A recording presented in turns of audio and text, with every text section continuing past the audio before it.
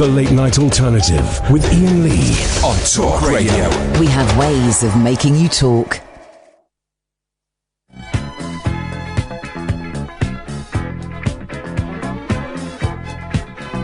There's a woman in my life who doesn't care for a thing. She don't want to go out dancing, she just loves to stay in. She just cares about good love and never leaves me alone. If I'm not prepared for action, she goes out on her own. The woman is love crazy, she's loving all night. The woman is love crazy, won't stop for a bite. The woman is love crazy, she's out on her own. Sometimes I work so hard, I wish she'd leave me alone. The woman is love crazy, she's loving all night. The woman is love crazy, won't stop for a bite. The woman is love crazy, she's out on her own. Sometimes it gets so hard, I just don't wanna go home. If the feeling ever takes her, she don't care where we are. It's good loving in the disco, it's good loving in the car. But if I don't keep her happy, she would leave me, she would. So I got to hang on in there if it can't be that good. The woman is love crazy, she's loving all night. The woman is love crazy, won't stop for a bite. The woman is love crazy, she's out on her own. Sometimes I work so hard, I wish she'd leave me alone. I wish the woman liked dancing, I wish she played the guitar. I like to teach her a new game, I feel a bit on the bar. I wish she played the piano before my knees hit the floor. I got to get her to slow down, I think I've had it for sure.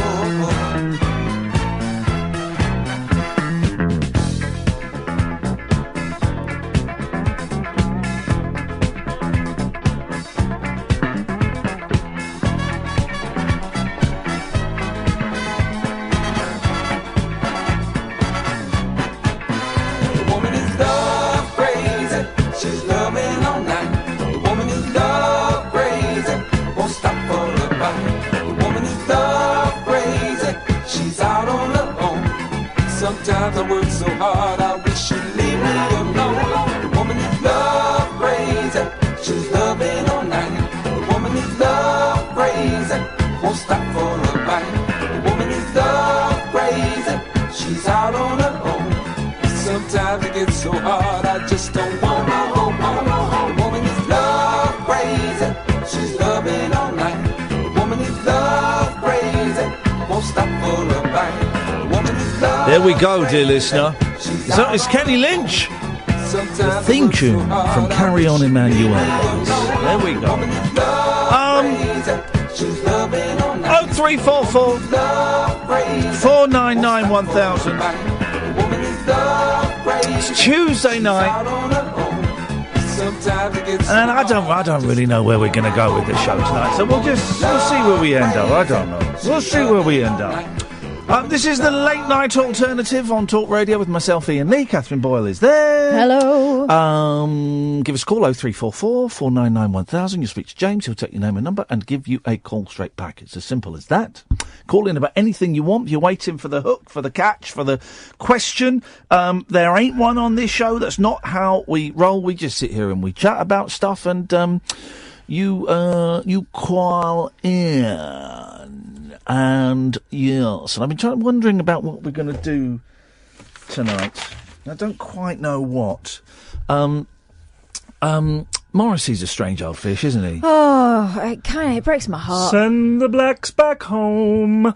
Some of what he said, I agree with. Mm-hmm. Sadiq Khan can't speak properly, and I've said this. You mean like enunciate? Yeah. I think some of the papers have taken it directly to the because he's not white thing. I think he's talking about the fact that he doesn't finish his... He does drop a lot of T's, and he does run his words together. And I've commented on this, and I've picked up on this. And I'm not saying it's, because of his ethnicity. Of course not. It's just he has strange intonation as well. And I think in the bit of the Morrisey interview I read, of course I've not read the whole thing.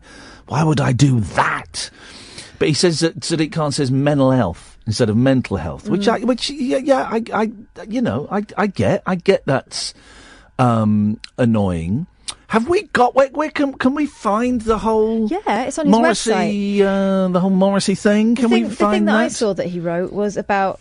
Well, of course, people forget that Hitler was actually left-wing. Yeah, No. yes, No, yes. that's not true. As Danny Baker said, this charming man is about to become as unplayable as leader of the gang. # great songs you can't play anymore. Big Mouth strikes again, of course. And I mean, he has, and I don't really know much about Morrissey. I'm not a Smiths fan. But he does, he has been associated with racism in the past, you know, and I don't know. Have you got the whole interview? Yes. Find the salacious racist bits. All right, I'm Find the bits where he says that what's happening with Windrush is a good idea. I'm sure he says that. Let's see. Find that. While you're doing that, 0344 499 1000. It's Philip in South Norwood. By playing the theme tune to Carry On Emmanuel, we were pretty much putting up the Philip bat signal. Good evening, Ian. Just a very quick call tonight. I just wondered if you've seen Last Laugh in Vegas tonight, what you told about. Of course, I've seen it. Thing is absolutely brilliant. It's the best show on television. Yes. Just before I comment on tonight's thing, Yes. I noticed next Philip's week... comment is coming soon, guys. Have you heard about what they're doing next week? Yes, mate. I'm guessing you didn't listen to the show last night when we had Tommy Cannon on. No, I didn't. Oh, mate. I've got to be truthful. I did not. No. Well, then shame on. Well, we didn't nearly. Well, we nearly did. The first thing he said was, "You were supposed to phone me 10 minutes ago. Where's my phone call?" That was Catherine's fault. Yes, that after the final episode, you then have to flick over to ITV3 to watch the actual Las Vegas performance itself. Is that the final party? And because next week in the Radio Times, Yes. it says that next week the 9 to 10 is 4 or 5. Yes. But I just wondered, is there going to be one afterwards? Do they have a programme where they discuss the show that they put on? I don't know. I don't know if the 5th episode is the performance they put on. I don't know. That's what I wondered, after seeing it in the... Here's the thing that Tommy told us, and I have no idea why this isn't a big story in the newspapers. I do have an idea. It's because a lot of people that work at this station are slack-jawed simpletons. Mm-hmm. But Tommy Cannon told us they were out in Vegas when that massacre took place. Well, the last bit tonight was a sort of a they mentioned it several times, and so whether they're going to do it next week or did they make? Because we had to miss literally the last couple of minutes so we could come in the studio. Virtually in the last few minutes, they've actually hinted at it. Yeah. But you see them sitting round watching it on television. Yeah, they were there. They were in Vegas when that lunatic was and to hear Tommy Cannon when he said that, because I just didn't have a clue, and it was that should have been on the front page of the Sun newspaper, the show that the newspaper that works with us. Yeah. As I say, they've been hinting at it. They haven't completely ignored the fact that they were going to, because earlier on they showed some clips and they used from a TV station in Vegas called KTNV. Actually, I know one of the reporters. Of course you do, Philip. No. This is in connection with my other work. And, so they're using footage What, as a psychopath in America? What other work? If I say it, you'll cut me off. Oh, yeah. You bum BBC London, yeah. Yeah. Okay. I wouldn't dream of mentioning work. No. Anyway, they did mention KTNB, the station that they're using the footage from, of the actual what happened in Vegas while they were there. Yeah. Because I gather it was filmed. What was it? When was it? Last September, I think, wasn't it? Where were we coming back from, Kath? We were coming back from Skegness. Where did we go to? Scarborough. We didn't go to Scarborough. We came back from somewhere because we were getting the news as we were driving back. I remember Scunthorpe. That was it. Yeah. Scunny. Yeah. I know you did Last Laugh in Scunthorpe. Yeah. Hey. I think... Yeah. Right, I'm filming with James Martin tomorrow. Thursday. I'm going to James Martin's house. You know the television chef? Yeah. I think it's for Saturday Kitchen. Saturday Kitchen. I think I'm going to be the special guest on Saturday Kitchen. What are you cooking? Have you got something special lined up? Do you know what? I probably not allowed to tell you, but I can. Oh. But no. But so what? I'm going to tell you. Where's the man? Right. It's called James Martin's Saturday Morning. Mm-hmm. Yeah. So, I don't know what I'm cooking, but here's what's being cooked. Yes. Veal Milanese. Yes. Roast lamb with gnocchi. Oh, you say gnocchi. Gnocchi. No, gnocchi. Gnocchi. Yeah, What don't is embarrass that? yourself. Pasta. No, it's not pasta. pasta. No, they're like little dumplings. Oh, I'm talking about gnocchi, which is pasta. Potato so dumplings. do I say the gut? No, gnocchi. So it's not like ganache. Are you taking Catherine with you? No. Why would I do that? Well, she might. Catherine, I'm presuming you cook. Yeah, Absolutely. so you can give him some. No. I'm going to be I've cooking even made gnocchi. a mozzarella sandwich. Mozzarella sandwich. Crushed Jersey Royals with crab claws Well, I wouldn't mind that. and tempura, Yeah. which I think is a load of old Are you bringing out a scallops. cookbook? I'm bringing out a cookbook. I think they misunderstood my press release. What did you think of the goat's yoga? I thought that was brilliant. Yeah. That was brilliant. I don't see the point of it, and it's obviously No, made no. up, but I mean, what a I'm lot of fun. And what about when Mick went to the club and told his American slang? Yeah. Well, here's the thing about this last laugh in Vegas, right? Is there's ever such a slight patronising tone. Mick Miller's been telling gags for probably about 60 years. Yeah.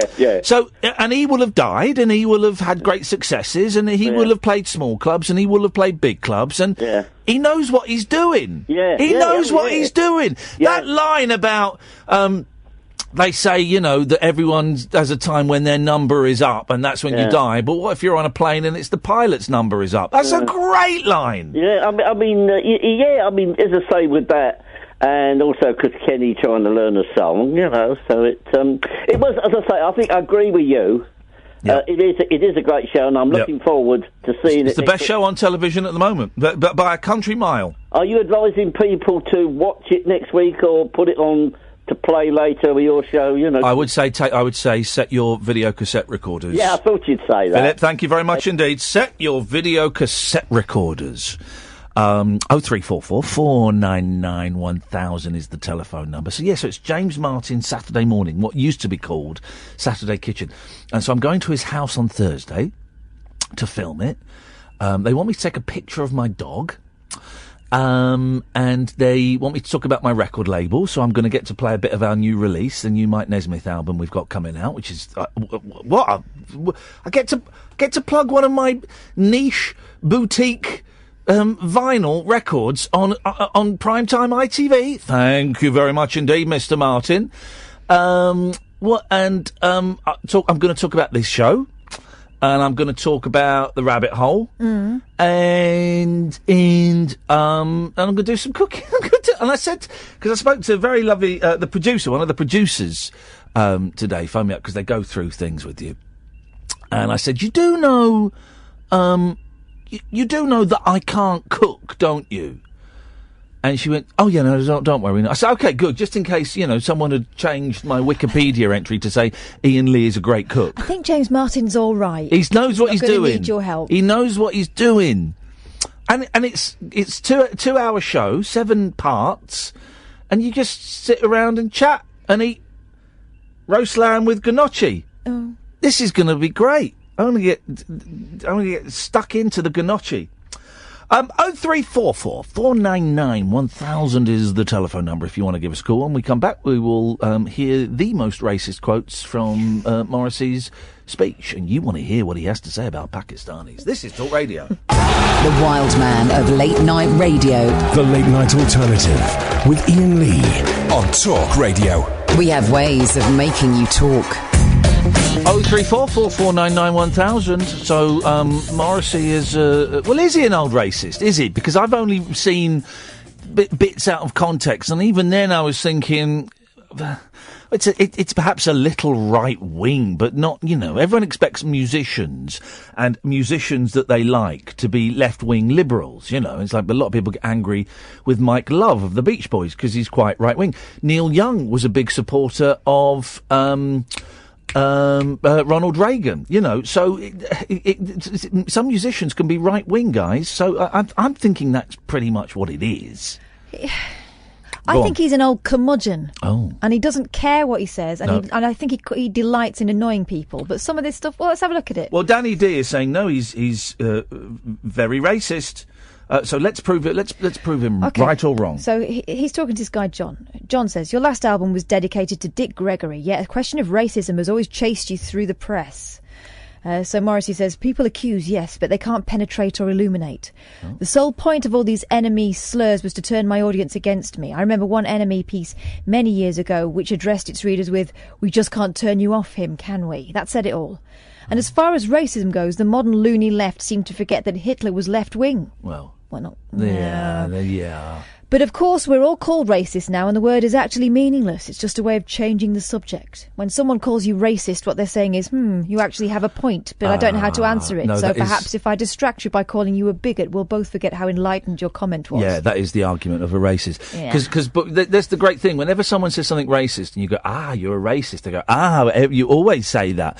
You go, well, actually, no. What you've said is racist. So I don't buy this thing that the word racist gets bandied around too much. I suggest the word racist should be bandied around a little bit more. Do you want to hear about his thoughts on the upcoming UK elections? No? Go on. All right. They're local elections, but people use their vote with national party figures in mind. UKIP is dead, and Nigel Farage aided their downfall by supporting Henry Bolton. Theresa May was always a Prime Minister uninvited. She's incapable of leadership. She cannot say her own name unless it's written down on a cue card in front of her. I recall her speech on Eid al-Adha when she referred to it as a joyous celebration. As millions of animals had their throats slit to mark the occasion, I wondered what kind of compassion she could possibly have. I'm bored. Yeah. Craig on YouTube saying, let's be honest, if it was a UKIP guy saying what Morrisey said, you would shout racist straight away with no defence for them. Please don't tell me what I would think or what I would say, Craig, because you haven't got a clue. But this is what people like to do, is they love to categorise and group people. So I'm considered, I would imagine, by that gentleman there, to be liberal, snowflake, lefty. And so people like to categorise and think they know what everyone else is saying. There are nuances and there are shades to everything. It's got very binary, hasn't it, recently? You're either one thing or another. And I've had people who have never interacted with me at all on Twitter tell me that I am far left, capital F, capital L. Like, why? Because I've read a book. Yeah. Well. But then that's my assumption, isn't it, that they're thick? Well, no. It is a thick thing to say, though, to someone you don't know. Yeah, I don't know. Well, I don't know. Let's liven up this conversation by throwing a cat into the sack, and that cat's name is Alan Caddick. Good evening, Alan. Oh, yeah. Whoa! What was that? I've still got that bad cold. All right, mate, you could have just said, I've still got that bad cold, and not just phlegmed up all down my ear hole. Oh, Ian. You will be. Well, I don't know what Morrisey's thinking. Well, I think he's going to be in a bit of trouble. Who cares? Who cares? He does. I've never got Morrisey. I've tried the Smiths, and I don't get it. I don't get the Smiths. Hey, I tell you what we're going to do, Alan. Yes? We're going to rank off together. Okay. Right, so what we're going to do tonight is I want to rank different genres of music from 1 to 10. 10 being the most pony, and 10 being very bad, and 1 being the most bestest. Right. Okay. So I'm going to say at number 10 genre, I'm going to throw out techno music. I would agree there. Techno at number 10. Techno at number 10. Where would you put the reggae? Oh, boy, at number 4. Oh, no. Oh, hang on, he's a brummie. They love a bit of reggae. They love UB40, don't they? I can't put reggae as high as number 4. I was thinking 8 or 9.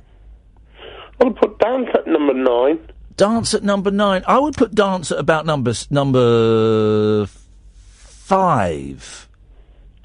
What are we feeling about jazz? Oh, Jesus, jazz is number 9, yeah. Jazz is number 9. I'll say about number 7. Right, I'm overruling everybody here. Jazz is at number 9. Folk? What about Northern Soul? All right, well, that's, I mean, well, at least number 3. I would put... Northern Soul is a very... Northern Soul is just... No, I'm not even... Northern Soul isn't even a genre. That's not even a genre. It's not even a genre. So, no, I'm not putting that down anywhere. Okay. Well, you got hip hop. I'm going to put hip hop at number 2. I do agree with you there. Yeah, hip hop's great. I said a hip hop, hippity hop. I said a hip hop, hippity hop. Yo, mother, I'm gonna whip your ass. Gonna shoot your ass, put a cap in your ass. That's gangster rap. That's not hip hop. Okay, but I was doing it to a hip hop beat. So heavy metal number 1. Sorry? Heavy metal number 1. Get stuff, mate. Get lost. We got heavy metal bars in Birmingham. Okay. Heavy metal bar in Birmingham. Why don't you go there? Why don't you go there and headbang to it and then get lost?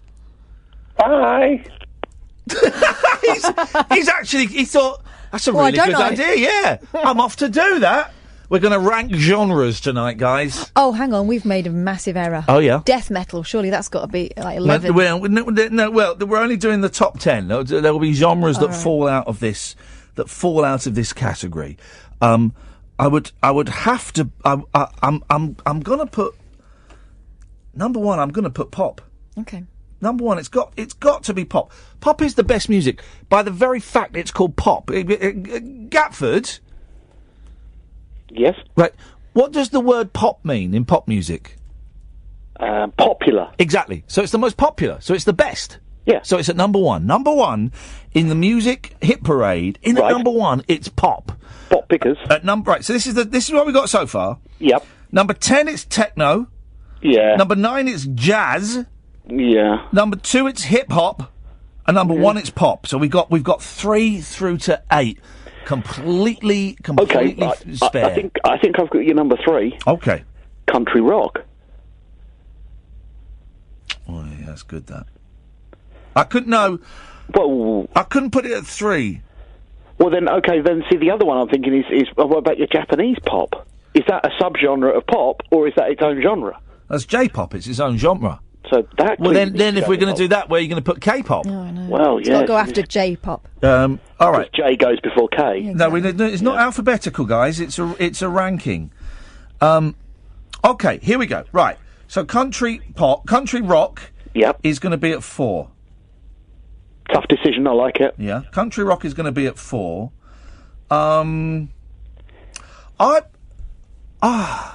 Okay. This is going to be controversial. I'm going to say at number 3, I'm going to put Bitty McLean. Bitty McLean. Who's that? Bitty McLean? You did. Yeah. Baby, come back. Biddy bye bye bye bye. Biddy bye bye bye bye. And Bitty McLean, wasn't Bitty McLean did a... Didn't he do a... Didn't Bitty McLean do a Mamas and... Yeah, he did a Mamas and Papas song. Did you know that? No. Here we go. This is Bitty McLean. And you'll see why I should be at number... While I'm far away from you, my baby. That's Calypso. I know it's hard for you, my baby. It's Ragga. No. I'd say Calypso. No. That's rubbish. Absolute rubbish. Bitty McLean is indecategorizable. It shouldn't be on the list. No, well, because he's his own thing. Is reggae lovers rock and ragga? And also, you don't even know... This is Calypso, right? Let me play you Calypso. Go on, then. Here I will. Here we go. Gossip Calypso, hear all about it, yakka yak yak. Every woman up at the window, giving out the gossip and getting it back. Oh, Mrs. Brown, well, how are you now? And yet we all said Mike Reed was a racist when he did it. But He's not doing the voice. He's not doing the voice. Talk to me, my Charlie has gone and fallen down the stairs again. That's and Calypso. Bernard Cribbins never banned records and things like that, so... So that's Calypso. This is Bitty McLean. Everybody needs. Oh, okay, fair enough. Yeah, I'm wrong. Each night before you go to bed. So far we got, but okay. Bitty McLean is at number 3. Country rock is at number 4. This really is starting to take shape now. I can only hope that one of the major newspapers is listening as they do normally. Well, we work for one of the major newspapers, but the people that work there and the people that work here are dicks. Thanks for that. That's true. It's true. See the crap they wanted me. They were trying to sell me as to the. Here's a list of things we think that Iain could talk to the Sun about: depression and the jungle. 2 things he doesn't want to talk about. Jesus. come on. I'm not suddenly going to talk to a tabloid about depression, not the way they hound people that suffer with mental health issues. Why the hell would I want to go and put money in their pockets for that? And I'm done. I'm pretty much done with the jungle. Good evening, Alistair. Progressive rock number one, please. Yeah, I'll get no. Number one. Why not? Number one is pop. Well, where can progressive rock It go should then, go please? from 10 to about 25 because they don't half go on. No. Because prog is great. He's right. But then you'd have to include early Genesis in it. So I'm afraid I can't include prog rock in the top 10. What about Pink Floyd? No. Are you sure? Yeah, Pink Floyd are awful, man. They are you're wrong. No, they are. You're completely wrong. No. I'm completely right. I've listened to Pink Floyd. This is the first time I've disagreed with you, son. It isn't. No, it's not actually. But you're wrong. Pink Floyd are a terrible, terrible band. No, they're not. Yes, they are. No, they're not. Yes, they are. Gosh, it's like Frost meets Nixon. Yes, they are. I don't believe. Well, you should believe because they're terrible. Okay, what about Marillion? Right, I'm going to cut you off, Alistair. You've been Thank you. ridiculous. Good evening, Tina. Hi. Hello, Tina.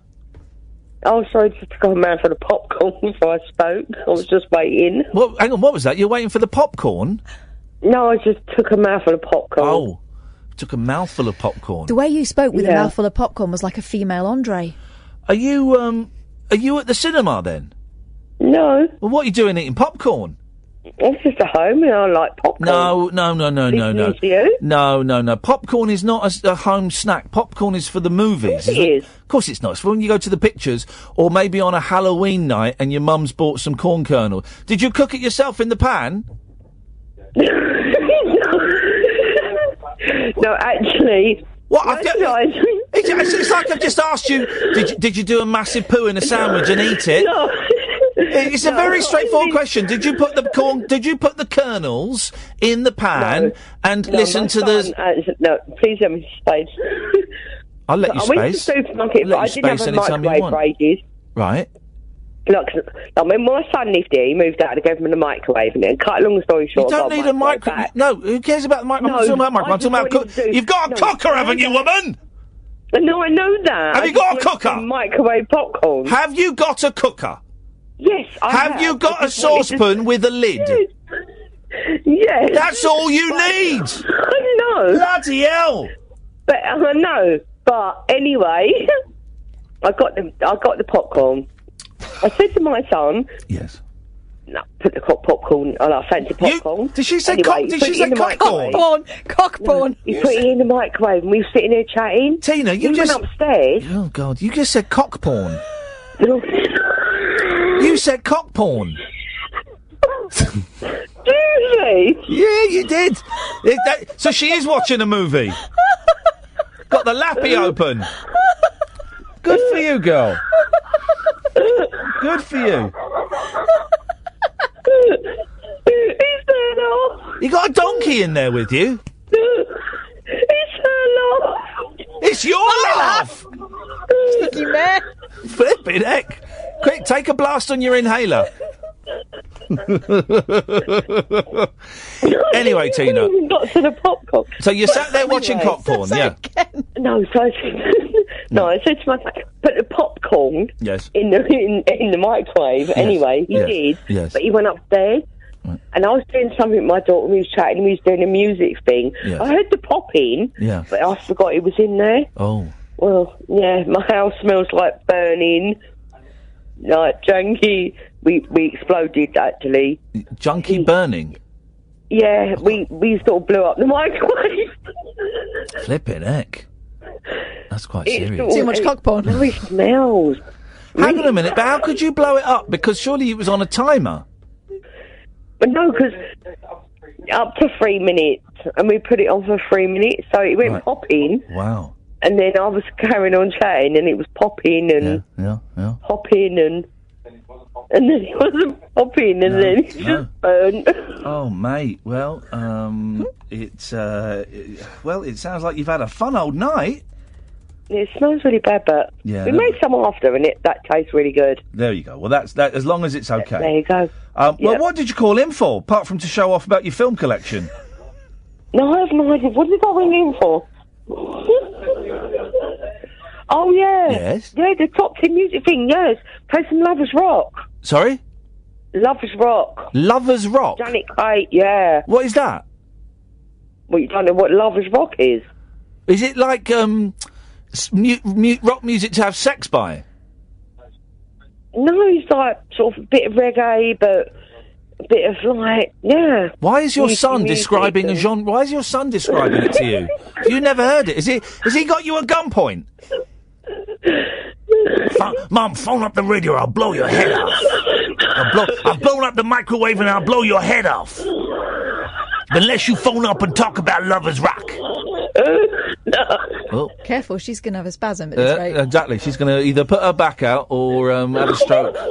One of the two. So is Lovers Rock? Are they a group? No, it's just a type of music. Surely you've not heard of Lovers Rock? You're correct. I haven't heard of Lovers Rock. Sing us one. Seriously? Kath makes I'm actually being serious now. No, Kath's being serious. Go on, Kath. Sing us one. I was born in 1968, and as a teenager we went to... Oh, thanks for that. You're welcome. It's just a fact of chronology. Oh, I know. Yeah. I'm 50 in June. So, yes, I'm getting very old. Yeah, well, sing us one of these songs so we know what it is. Sing a song? Sing a Lovers Rock song, a phrase I've never heard before. Yes. Stunna, stunna, stunna. Stunna, stunna, stunna. Can't say I know it. Carry on. It's not a sting, but... yeah, stunna, it's Lovers Rock. Yeah, Carol Thompson and... I don't want names, I want songs. All you've done is gone, stun, stun, stun, stun. And it's a strange way. People normally go dun, dun, dun, or la, la, la. You're going stun, stun, stun, stun. Stun. She's saying stun. What a violent household. Violent household. Violent? Sorry, hello? Hello? Hello there. Well, your son's blowing up a microwave and pointing a gun at your head. I know, it is funny, isn't it?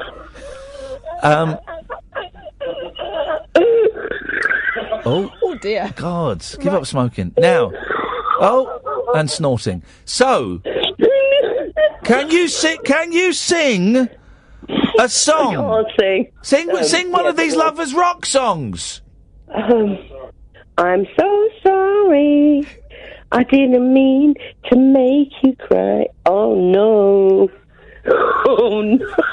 All right, Get me in the mood, I tell you. I can't sing. I tell you what, we're going to get rid of hip hop at number 2. That's out of the top 10. I'm replacing it with Lovers Rock.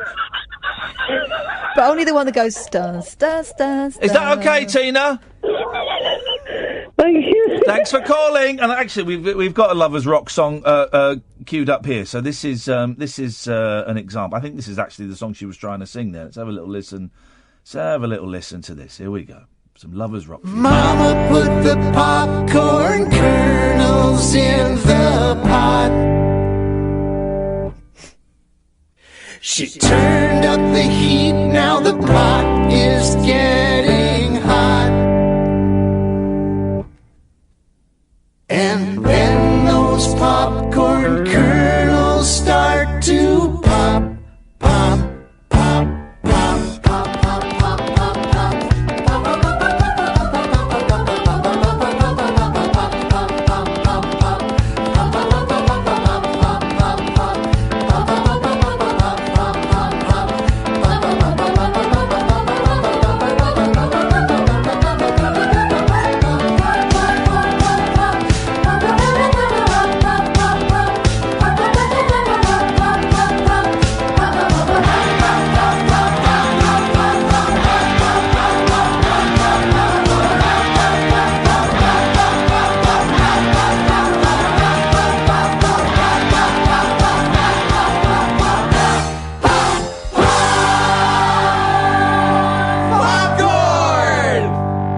Yep, I think that was Lovers Rock. I'm Iain Lee. This is the Late Night Alternative on Talk Radio. Jacked up jive talk for janitors, jazz cats, and gin-soaked boys and girls. Exactamundo. If you're awake, you're welcome. I've got 5 cactus needles stuck in my... The Late Night Alternative with Iain Lee on Talk Radio. 0344 499 1000. Sally, stay there. I'll come to you in a bit. It's the Late Night Alternative on Talk Radio. You can listen on DAB, download the app, or go to talkradio.co.uk. You can watch the show live, as well as watching most of the old shows. If you go to my YouTube channel, youtube.com/Iain Lee, and you can chat there. Sometimes we stream on Periscope. We had a little bit of problems with Periscope last week because the internet was a bit iffy. In France, they pronounce Wi-Fi Wi-Fi. Wi-Fi.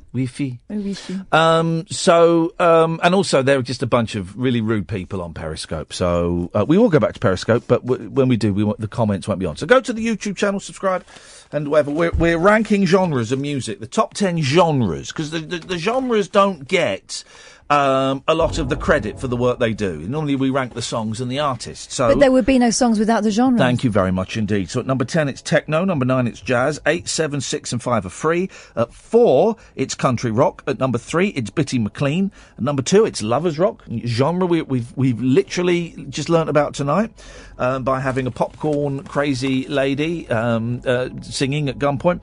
And at number 1 of course it's pop. If you think these positions are wrong, phone up and defend your position. 0344 499 1000. You can also call in about anything you want. My favourite story of the day, it's in a lot of the papers. Painkillers made me gay. Let's see if it says the name. A man claims he became gay.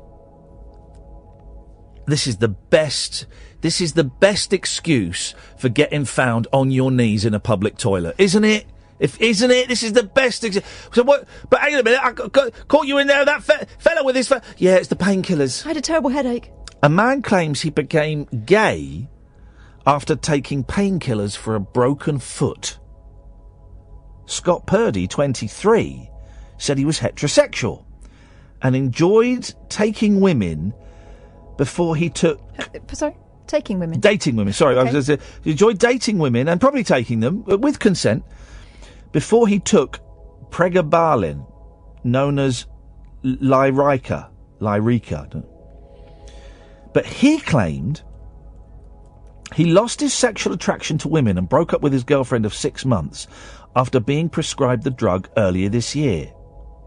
He said, if anyone gets prescribed this in the future... Don't. I think they should know what this medication can do. Okay. I'm on NHS UK looking at the side effects. Yeah. Let me just make sure they've got them all in. Headaches, feeling sleepy, dizziness, diarrhoea, mood changes, feeling sick, swollen hands, arms, legs and feet. And bumming. Yeah. This is a great story, but I mean... Oh, hang on. For men, difficulties with getting an erection. Well, it doesn't... Well, gay men get erections all the time. Exactly, he seems to have overcome that. So... Scott of Louth, Lincolnshire... Louth, is that how you pronounce it? Was given the drug, also taken for anxiety and epilepsy, after injuring his foot in a go-karting accident. He said, I was with a girlfriend I had been with for around 6 months. A couple of weeks after I started taking it, I turned around and said I didn't find her physically attractive anymore. That happens. This is why when couples get together... Doing it. Oh, we're always going to do it. We're going to do it all the time. Yeah, doing it. We're going to do it forever. And then after like a year or 6 months, or they move in together, it's like that old thing. Yeah, that old thing. It's because this is why you got to spice it up.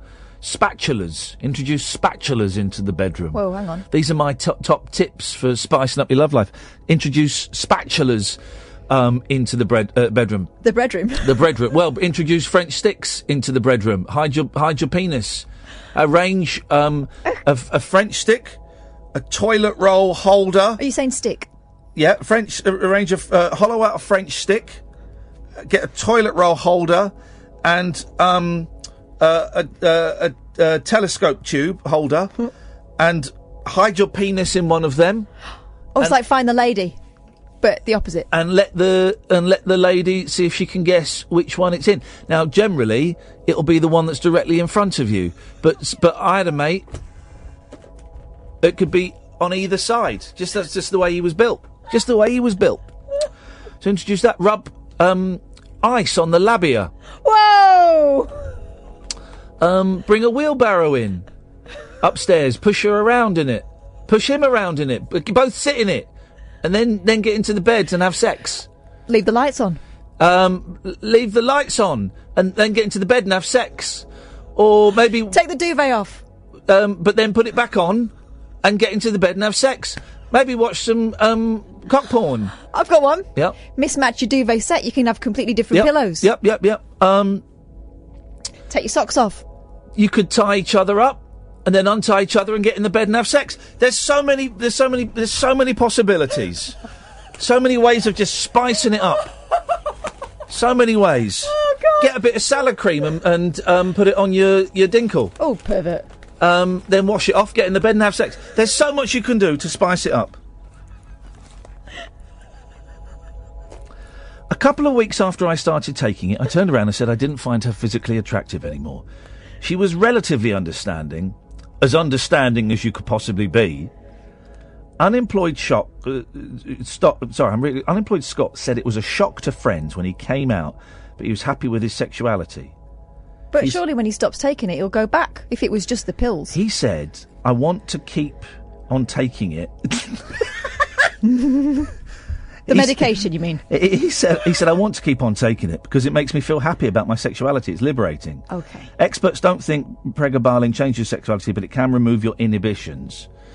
All it was, he was probably unsure, and this gave him the confidence to come out. But as we know, sexuality is not, it's not ones and zeros, although I do prefer zeros.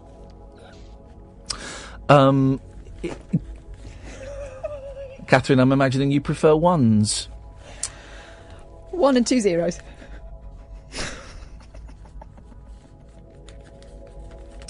Smaller zeros than the one. I just want 1 0. That's all I want. When I say one, I don't want a one. I just want the first 0. I don't want to. I don't want the other 0. I don't really want to go around to the other 0. It's more of an X.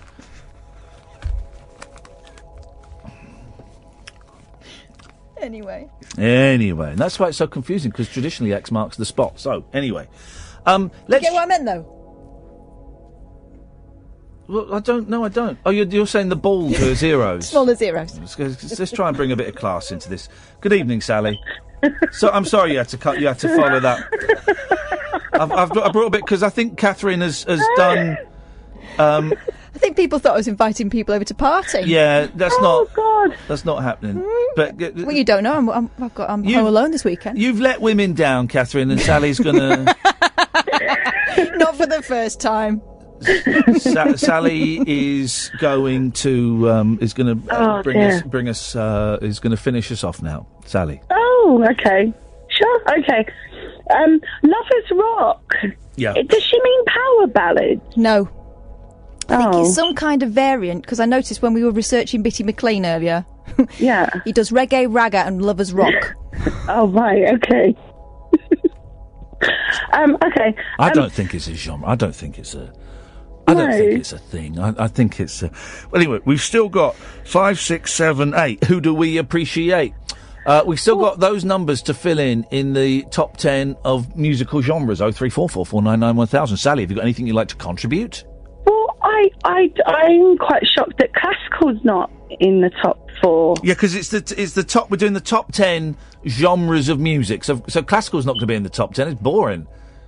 It's not boring. What are you going on about? Sing us one. Boring. All right, Professor. Mind you don't sit on your monocle. Classical's brilliant. You like Vaughan Williams, don't you? Flipping heck, mate. Why didn't you go and finish reading the dictionary? You only got as far as W. What is this? Oh, that's quite fun. What? It is quite a bit of Scheherazade and go on, Brooks violin concerto. Go and watch your DVDs of Heartbeat or something, you toff. Listen to classical in the top 10. No one likes classical. Classical's great. Oh, well, you're just ignorant then, aren't well, they? look at that, you see, and here we have it. I knew in the Liberal class. elite. I knew class would come into it, and the upper class is looking down on working class like me. Upper class, you called me common a few times. So. Yeah, but then you went and got yourself Classical Moods 1. Yeah. Oh, can I not have classical, please? You can have it. It's not going on my top 10 of musical genres. Oh, right, fine. Stay ignorant then. Thanks very much for calling. And that, dear listener, is the show in a nutshell. Rude, foul-mouthed callers. I'm not putting classical in the top 10. That's for the highbrow. Terrible genre of music. No one listens to classical anymore anyway. It's, I think it's greatly overrated. 0344 499 1000 is the telephone number. If you want to give us a call, you'll be very, very welcome. You know the score. You can call us about absolutely anything you want, and you will get on. It's that simple. It really is that simple. We've got no rules here whatsoever. So far, the top 10 is techno. Number 9, it's jazz. 4, it's country rock. Number 3, it's Bitty McLean. Number 2, it was hip hop. But hip hop has gone now, been replaced by lovers rock, and at number 1 it is pop. What are we doing with Boogie Woogie? Oh, now you're being a dick. I am. Great story in The Sun today. Great story. It's on page 24. And basically, it's pictures of massive knockers. Because The Sun are doing their Bust in Britain. It's a competition. It's empowering women because their women are sending in pictures of their huge boobs. It's 2018, right? Gwen Moran looks simply sensational in this summer holiday snap. Gwen Moran is 57 and she's 38 double E. Her 38 double E boobs caused a social media whirl and convinced the 57-year-old to enter our Bust in Britain competition. She's on a boat, right? The Sun reader from Greater Manchester said, "Someone said it was lucky I had my life boys with me." Sorry? Have you yacht what it takes? Okay, so here we go. So casino worker Gwen from... This is incredible, right? This is incredible. Casino worker Gwen from Saddleworth. So there's 1, 2, 3, 4, 5, 6, 7, 8, 9, 10. 10 boobs. 10 pictures of pairs of boobs. Casino worker Gwen from Saddleworth, Greater Manchester. Hang on a minute. This is not the appropriate sound we need here. Hang on a minute. Let's get some... Boob music. Yeah, gonna get some boob music going. Here we go. Let's go here. Let's go to there. Here we go. This is more like it. A casino worker Gwen from Saddleworth, Greater Manchester, reckons her boobs can hit the jackpot. She says they're bloody enormous. My friend put a photo up on Facebook and it got a lot of attention. I'd love to win. It would be a real feather in my cap. Sapphire Marie Irvin, 24, 32 double E. Sapphire's got the breasts to add some sparkle. The BMW service advisor from Northampton says, people think they're fake, but it's nice to have big, real boobs. I'd find it funny if I won. What are they going to win? Book tokens? Stephanie Lodge, 25, 36D. Supermarket sales assistant Stephanie of Thetford, Norfolk, is happy to flaunt her boobs, especially now it's getting warmer. She says, I can't wait for nice weather. The hotter the better for me. And here we go. And here's the angle that they've gone for. Danielle Ward, 26, 34D. Sales rep Danielle from Ashford, Kent, says, it would be great to win. My husband Jack put me in for it. Being in the sun makes me feel so sexy and empowered. No. Power to the cleavage.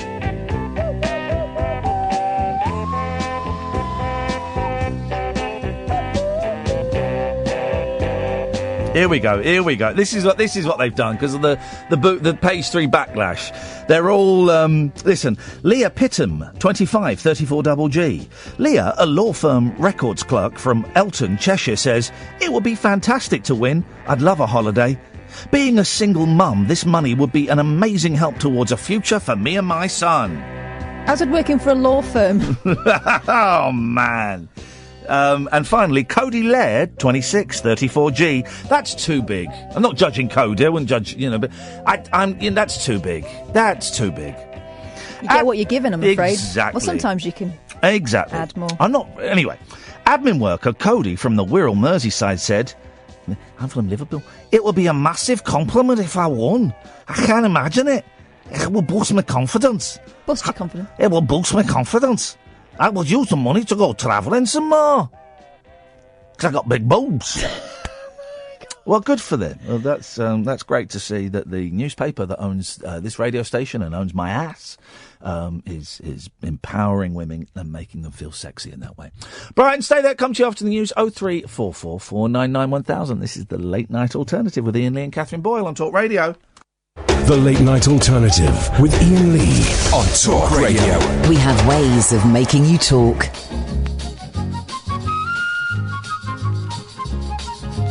Gossip calypso, hear all about it, yakka yak yak.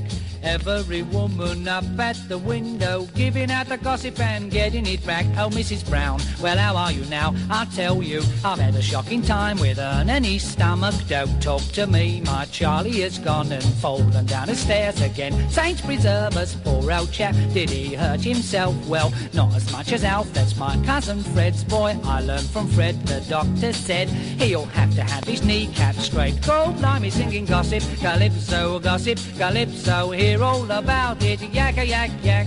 Every woman up at the window, giving out the gossip and getting it back.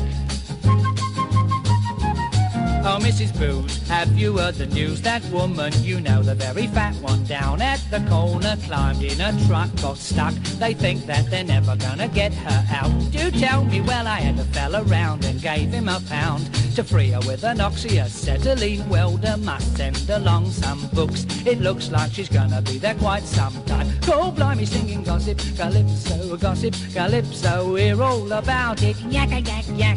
Every woman up at the window, giving out the gossip and getting it back. Oh, Mrs. Ware, I do like your hair, who does it? I go to Madam Pom-Pom round by the gasworks with all that fruit, it looks so cute. I can't believe it's really you, like a film star. Have you heard, dear? A little bird has told me Mrs. Tate's expecting her 7th. Well, glory be, that's 3 she's had since Lenny had his tonsils out. Cold blimey, singing gossip, calypso, hear all about it, yakka yak yak. Every woman up at the window, giving out the gossip and getting it back. Giving out the gossip and getting it back. There we go. 0344 499 1000 is the telephone number if you want to give us a call. This is the Late Night Alternative on Talk Radio. You can listen on DAB, download the app, or you can go to talkradio.co.uk. Don't forget, you can even watch the show this evening if you go to my YouTube channel, youtube.com. Hello, everybody watching us on YouTube there, youtube.com/Iain Lee, and subscribe and what have you. And here comes a nice cup of tea. Thank you, Catherine. You're welcome. We're just talking nonsense tonight. We're ranking genres of music. We'll carry on doing that. We've talked about Painkillers making you gay. And we'll have a little look through the papers, see what else you can call in about absolutely anything you want. We talked about Morrisey. Is he a racist or not? Who cares? Good evening, Brian. Hi, listen, hi Catherine, hi Iain. Hi, Brian. My favourite type of music has got to be Irish country. I love it. Oh, you are joking! No, it's fantastic. If you've never heard of Rosalie McLaughlin, you've never heard anybody. She's absolutely outstanding Irish singer. Gorgeous voice. Fantastic. Rosalind McLaughlin. Rosalie McLaughlin, yeah. How are you spelling McLaughlin? M small c. Yeah. Oh, McLaughlin, I'm trying to think now. M small c. Yeah. Laughlin. It's Rosaline. Rosalien. Rosaline McLaughlin. Rosaline McLaughlin. All right. Yeah. She's a gorgeous voice. There's a lot of Irish country. But I want to make another point as well. Hang on a minute. And we'll decide if you're going to make another point once we've heard some Rosaline McLaughlin. Right. And this is Rosaline Moore. That's not why. No, that's not her. Are you sure that Are you sure that Rosalind McLaughlin is a real person? Oh, good. I've got. Well, I'm at work. I've got an LP in the house. It's Fair Isle. One of my CDs is called Fair Isle. Okay, hang on a second. Rosalind McLaughlin. Hang on. It's ROSALEEN. Rosalind McLaughlin. Yeah, you spelt McLaughlin wrong. That's the problem. Right. Hang on. Let's have a little look. Right. There are 0 videos on YouTube. So if she's not on YouTube, then she doesn't exist. And she's not. Well, she's out there. No. I've Googled her and no one comes up. There's no. You've made this woman up. Honestly, I've typed into Google Rosalind McLaughlin. I've got the house. No, I bet you haven't. I've Googled this. So I've gone on YouTube, nothing. I've gone on Google, Google I found out today is the biggest search engine in the world. Is it? How did you find that out? I Googled it, and it says thank you, Catherine, for that, by the way. There we go. Set him up. It says, I've typed in Rosalind McLaughlin, Irish singer, and literally nothing has come up. I think you've got her name wrong. I think maybe you're drunk at work and you're confusing two things. Oh, I don't think so. Anyway, I love Irish country music. Well, I don't think you do love it. You don't know. You've just made up an Irish country singer. I haven't, man. That doesn't exist, like. What? She doesn't exist. There's John McLaughlin. There's Liam McLaughlin. There's no Rosalind McLaughlin. Well, there definitely is. I've got her music in the house. There's Mary McLaughlin. Is it Mary? No, it's not Mary. Is she an Irish country singer? Yes! Yes, she is! Well, put her on then, because she probably will do. Wow, you love this music so much that you're prepared to listen to anyone else. I don't. No, I love Irish country music. Okay, well, you've yet to name one Irish country music star. But anyway, let's not. Listen, I'm not going to fall out over it. You know, maybe you're nervous and. No. But that should be on your genre anyway. Definitely. That is definitely not going in the top 10. It is. Okay. I don't want to be racist, but Irish country music is some of the worst music I've ever heard in my life. Oh, okay. I'm sorry, man. I like country music, country and western music. Yeah. What about? I tell you what, the Runrig. I like them. Runrig. You must have heard of them. Oh yeah, we'll put Runrig down at number 5 if you want. Go on then, because they're good. What name a Runrig song? Well. Oh. I can't think of any off the top of my head, but I've fan. actually heard their music. Yeah, big fan. All right, Brian, we'll put Runrig as the 5th most popular genre in music. Right, that'll do me. Thank you, mate. Cheers for the call. Cheers. Oh, by the way, give us a call when you find out Rosalind's real name. Will do. Thank you, mate. Cheers. Bye-bye. Bye-bye. Bye-bye. I mean, Irish country music is not one of my greatest subjects, but when YouTube and Google draw a blank, you got to think that he's wrong. What Runrig? I know the name. I couldn't name a Runrig song, but I put them down as the 5th best genre in music just to get rid of him. If I'm completely honest, it was nicely done. He was struggling a little bit there. 0344 499 1000 is the telephone number if you want to give us a call. I did some cooking today, speaking of going on the James Martin show. And lots of people, by the way, have tweeted me saying don't call it James Martin Saturday Kitchen because he left Saturday Kitchen and now he's presenting Saturday Kitchen on the ITV, but it's not called that anymore. Okay, so it's different. It's a different thing, which is really handy to know before I go and shake his hand and say, well, it's great to be on the Saturday Kitchen with you, James. So it's not called that. So thank you, everyone who's flagged up. I like James Martin, though. I've never met him before, as far as I'm aware. But I like him. I think he's a solid presenter. I think he's charming. think he's good looking. I get the vibe that he's got a good sense of humour about him. I think we'll get on like a house on fire. Ray has emailed him. Ray's enjoying the show. Ray Williams has emailed in. Ian, listening to your show, I'm loving it. You're a bit like James O'Brien. Thank you, mate. Very, very kind. Thank you, Ray. Ray is listening to the show. Terrific. I'm just digging it, man. It's always nice to get feedback. So I made some jam tarts today with my children. Right, and that's entry level, because I remember doing that when I was about 6, and it's easy. But I did cheat, and I bought ready-made pastry and jam. And jam. Well, I'm not going to make jam. I tried to make jam once, and it went mouldy in like 3 days. I guess I'd not sterilised the pots properly. Gooseberry jam I tried to make. You have to cook the jars, and maybe I did. Anyway, that's by the by. So I did cheat, and I bought ready-made pastry. I didn't have any flour to put down on the table, so it was a little bit sticky and troublesome. But we did it, man. We made 12. You don't get much pastry in that ready-made stuff, do you? No. Don't get much there. But did you re-roll it, or did you just use it as it once fell out of the bowl? Once we cut it, I mean, there were loads of bit left, but there weren't enough you couldn't get the cutter on it. You could only get a little bit, so we just scooped up and threw it in the bin. Did you not, ball it up and then roll it out again? No, it comes out flat. Yeah. And so you put it on the thing, and then they did the cutting. Yeah. And there was loads left. There was loads left, but there were only tiny bits. You know, maybe you could get maybe half of a cake there and a third there and maybe 3/4 there.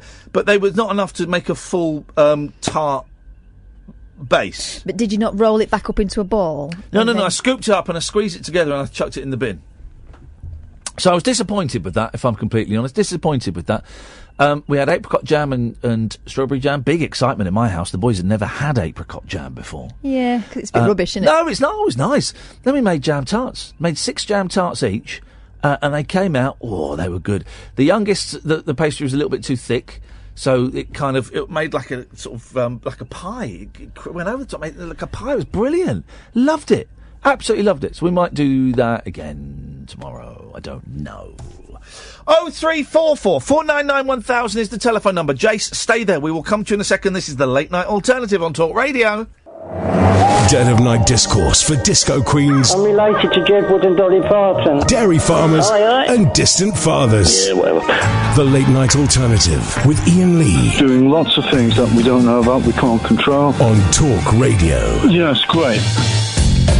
0344 499 1000 is the telephone number if you want to give us a call. These are some of the things we've talked about so far. Is Morrisey a racist? That's one of the things. We have talked about, we are ranking genres of music. We've still got positions number 6, 7 and 8 to go. What else have we talked about, Catherine? We talked about... Popcorn? Yes. Popcorn. Yep. And Painkillers. Yeah. Making you gay, apparently. That's kind of it. You can call in about that stuff or anything else you fancy. Evening, Jace! Hello, how are we? I'm good, thank you, mate. What you got? I'm alright, thank you. I want to claim... Didn't ask. I want to claim spot 2 back from Crazy Popcorn Lady, who is my mum. Oh, flipping it! You had a gun pointed at her head, she was telling us. Yes, I'm the one that apparently blew up the microwave. What was she talking about that? You sound far too sensible to blow up a microwave. No, well, I put the popcorn in because she insisted she wanted popcorn. I told her, once the popcorn slows down to about 2 to 3 seconds, open the door. You got to jump in. Well, this is it. I was away, and I come down, and there's smoke bellowing out of the top of it. So, hang on, did the microwave actually get knackered? Well, no, it did burn. It has burnt the inside of the microwave. It is burnt. There is definitely burn marks on the inside of the microwave, but apart from that, it seems to be okay. Apart from that, it's absolutely fine. And popcorn is one of the worst snacks ever. And also, I don't understand the benefit of doing it in a microwave, because you get corn kernels, you put them in a pan, put a little bit of oil in there, put the lid on. It still only takes it might take about 6 minutes, 7 minutes, but why would you... It's like microchips. Why would you put... There's a microwave and chip. Why would you do that? It's not saving anything. You're right, Ian. Just because you can doesn't mean you should. To To be fair, it was more the novelty of having the microwave back. She lent it to my brother for a little while, and we got the microwave back, and she just decided that she wanted to try all these microwave things that she hasn't done in like 3 years. Right, hang on a minute. We've done microwave rice, we've done microwave this, and I think I want to eat proper food. Who lends a micro? You can get listen, you can get a microwave for about 30 quid these days. He moved into a place and he needed a microwave for to sterilise bottles and things, apparently for the kids, I don't know. You don't need a microwave to sterilise bottles. You boil up water in a pan. That's the thing about microwaves, it's convenient. You boil up water in a pan, you put them in there. Well, of course, you don't need it, it's a convenience. Can you still buy popcorn? Oh, shut her up! Can you still buy Can you still buy popcorn kernels? Because they look like little sweet corn things, don't they? Because that's what they are. Shut up! They're not sweet corn things. Shut up! Of course they're not. You're saying if I got a sweet corn and put it in an oven, put it in a pan with oil in, it would turn into a popcorn. It's already blown out by then. Tell your mum to be quiet. That's my sister. They're all getting involved. What a gobby, horrible family. Thank God you've turned out normal, Jace. Well, I do appreciate it. I do try. Catherine is trying to convince me that sweet corn is the same as a popcorn kernel. It's corn, yeah. Yeah, I know it's all the same stuff, I know it's corn, mate. Process. But now you be quiet. I know it's corn, mate. But you're telling me if I get some sweet corn. No. And I put it in a pan with a bit of oil, a lid on, it'll turn into a popcorn. I'm not telling you that. Well, then it's not the same thing. The same thing would turn into popcorn. The same thing. You're saying, it's the same thing. Well, it's not. It's not. Because the same thing would turn into popcorn. Does sweet corn turn into popcorn? What is wrong Very with you? simple yes or no answer. Does sweet corn turn into popcorn? Yes or no? Yes or no, Catherine? Very, very simple answer. Simple question with a simple answer. Does sweet corn turn into popcorn? Yes or no? You stuck? Shall I help you? I'll help you. The answer is no. So it's different. You're so brave at that side of the desk, aren't you? And I know you've got tiny legs, so you can't kick me underneath. But they're, just to clarify, just in case anyone was confused, sweet corn is different from popcorn. Anyway. You're so scared now. I'm not scared of what? Reprisals. I've got something I can reprise. That. Oh, yeah? Well, I've got two. Okay, that's fair play. Jace. Yes? Read between the lines. Okay, now she's doing clever ways of sticking a middle finger up. Well, I just go for the classics. Anyway, Jace, what was your point? Because I'll be honest, Jason, you've created quite a lot of divisions in what is a very tight-knit working class girl and middle class guy community here. You've really sown divisions here. I do feel partly responsible, but I'm not taking full responsibility. You are completely responsible. Don't drag him into it. This is down to you and me, and you know that you're in trouble. Exactly, Jason. You heard what the lady said. You're in trouble. So make it sharp, boyo. All right, I want to claim Spot 2 back for hip-hop. I want hip-hop back for Lovers Rock. And you can... No, Lovers Rock can go down. Just please, Lovers Rock can go down listen. to about 6 or 7, wherever you got open, and I'm claiming Spot 2 back for hip-hop. Okay, well, listen, hang on. Your mum sang us some Lovers Rock. Yeah, she sang very badly. She didn't even give you an example. Okay. Yes, you've got to do as one. Words. Well, then, come on then. Let's hear... You've got to give me an example of the old HH. HH? Hip-hop. I've got to rap a bit of hip-hop? Yes, mate. Yeah, not sweary. Oh, well, that's impossible then, not sweary. Censor yourself. You can do this, Jace. They do. When they're on top of the pops. They play it, but they manage to sing it backwards sometimes. They go, shh. Oh, you've put me on the spot now. Well. Go on, give us one of your hits. Oh, now I'm on the spot. I can't even think of everything's just disappeared. My mind's vacant. Well, I'm sure that's not an unusual experience for no, it's definitely you and your not. family. No, well, thanks, but do you know, I've gone brain dead. Don't you know any Betty Boo? Betty Boo's not hip hop. Betty Boo's not hip hop, is it?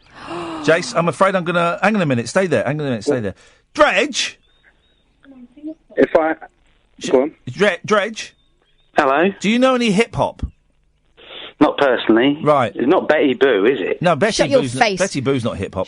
By the way, can I just say, if Betty Boo's listening, I'm single now. I would love to take you out for a meal, and maybe we could go and see a movie. A Brief Wrinkle in Time looks like fun. So, but No, Betty, it doesn't. Betty Boo, if you're listening, 03444991000.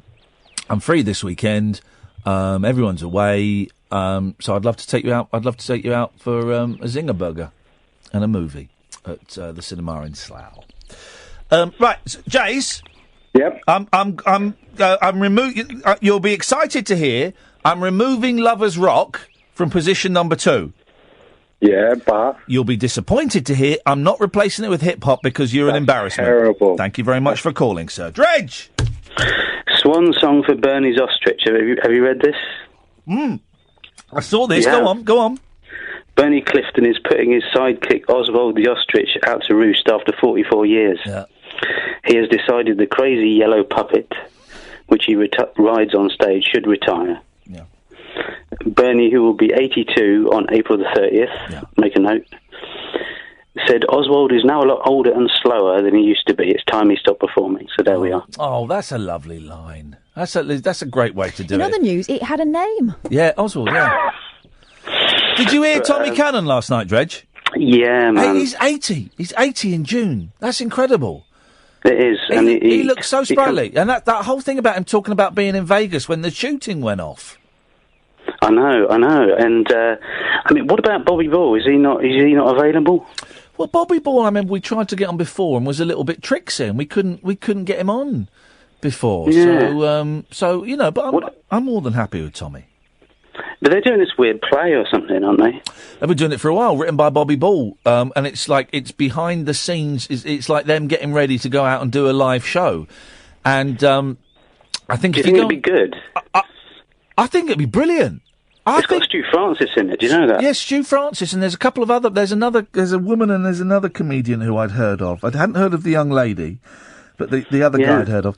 I bet it'll be brilliant. I bet it'll be funny. I bet it'll be poignant. I bet it will be. I'd love to go and see it. We did talk about going to see it before, and we didn't get round to it. But we'll have a look at the dates tomorrow and see if Betty's available. See if Betty Boo. The thing is, all the venues are quite far away, so I don't want to share a car journey with her because I've heard she farts a lot. Well, I've heard she's doing the do. Oh, Betty Poo. She is doing the do quite a lot at the moment. This is the problem. So I don't. She's still doing it. I love Betty Boo. Do you? Yeah, I do. Well, not the music necessarily. just the image. Did Kathy Dennis die the other day? No. What? Don't say that. Well, no. I ask it as a question because I had maybe it was a dream. I had a dream that Kathy Dennis was either killed or was in very serious trouble with the police. And as far as I know, she's not been killed. I don't know about her. Go on to Google and do Kathy Dennis, then click on news. Do you see? Because if there's anything about Kathy Dennis recently. No. Okay, that's fine. Well, just to clarify, she's probably still on the run. Kathy Dennis is, as far as we know, but bearing in mind this news is we are the mainstream media, the MM. But as far as we know, Kathy Dennis is still alive and is still in hiding. Guess how old she is? Kathy Dennis? Yeah. 54. No. Go on. 50. Oh, you're playing this game, are you? No. She's older than... Hang on a minute. She's older than 50. No. She's younger than 50. Yeah. She's not, 47? 49. No, I don't believe that. It's a fact. Well, it's on Wikipedia. It's not. I don't believe that for a second. Because I'm going to be 45 this year. Yeah. This year. And she wasn't in your class, so... No, so... Anyway, Dredge... But what was it? But what was her hit record? Too many walls have been built in between us. Kathy Dennis. I know. Kathy Dennis is a great songwriter. No, that wasn't the famous Kathy I like that Dennis one, song. though. I just wanted to sing it. She was great. She wore psychedelic leggings, didn't she? Probably. That's what. Here we go. This was it. This was the hit. Get ready. Here we go. Have some of this, Dredge. This is for you. Kathy Dennis, Touch Me, yes. all night long. Here we go. Here we go. All night, though. Bit much. Touch me for a maximum of an hour.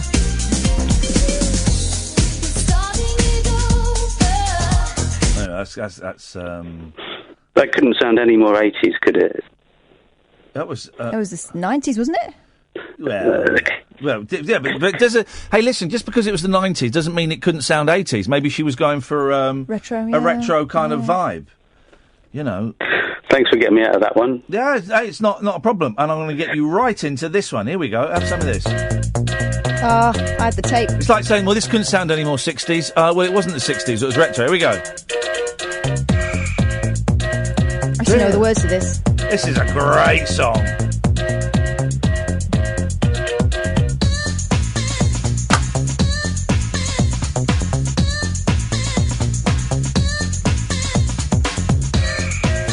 Is this Betty Boo? Yes! Hang on. That's the 12 version. I don't want the 12-inch version. Here we go. There we go. Start again. This is what this is for me. What they want. This is what music is all about. When they talk about the Beatles and they talk about Woodstock and they talk about ABBA. For me, it doesn't get any better than Betty Boo. Here we go. Here we go. Woo! Yeah! Coming up.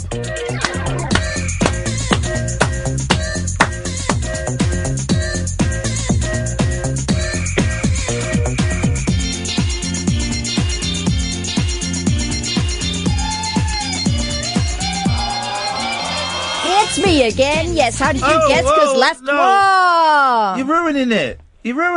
What are you doing that for? All right, go on then. Let's start again. Here we go. Here we go. Don't want to do it. No, come on. I want you to do it. Come on. Here we go. But I'm going to stop the music and you've got to keep going. All right. Here we go. It's me again. Yes, how did you guess? Because last time you were really impressed. I'm bolder. Cold getting colder. And there's no time I'm losing the party and the soda. But not with solar power. Far too long. Made mistakes and allowed a fat and ugly thing get in my way. Now I'm suitable and I'm say. I'm no in between, top of the ranks. Like Pearl and Dean. If you can't take the heat, get out the kitchen. Ain't got the time for you. Boop boop be doop. Here we go. And you are through. Kathy Boo.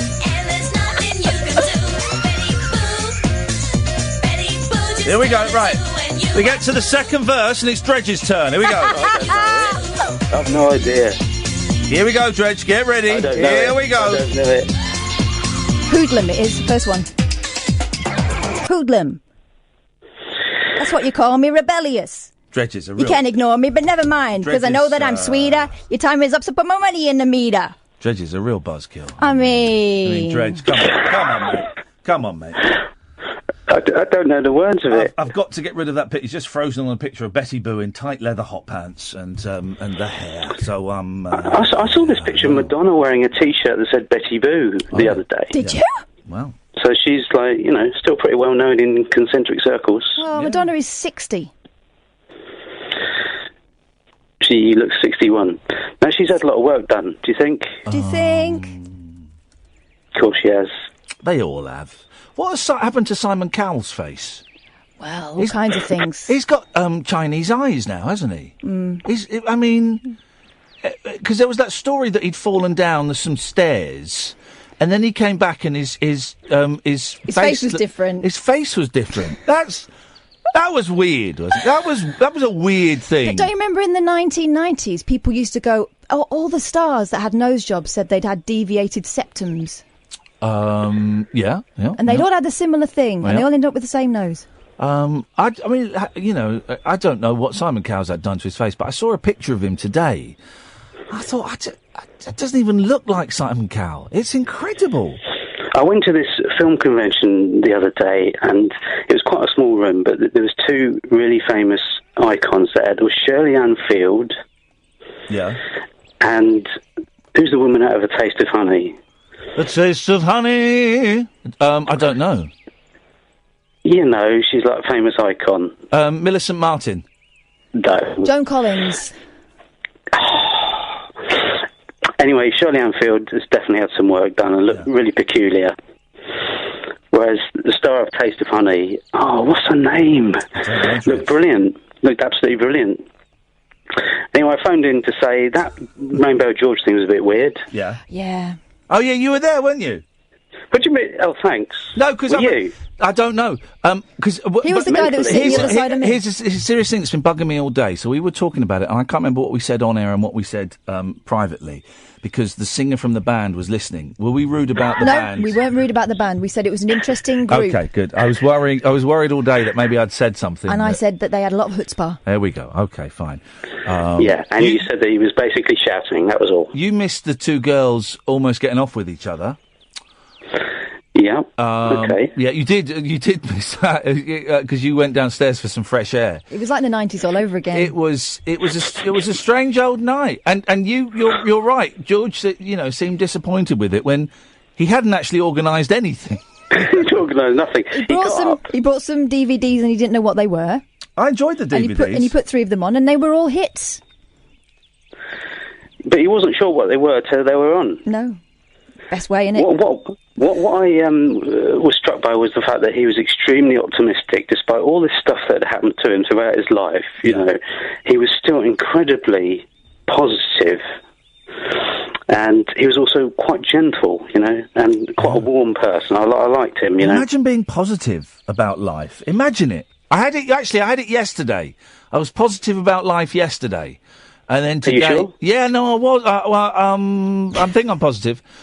But today today's not been like a dark day, but it's been a bumpy one.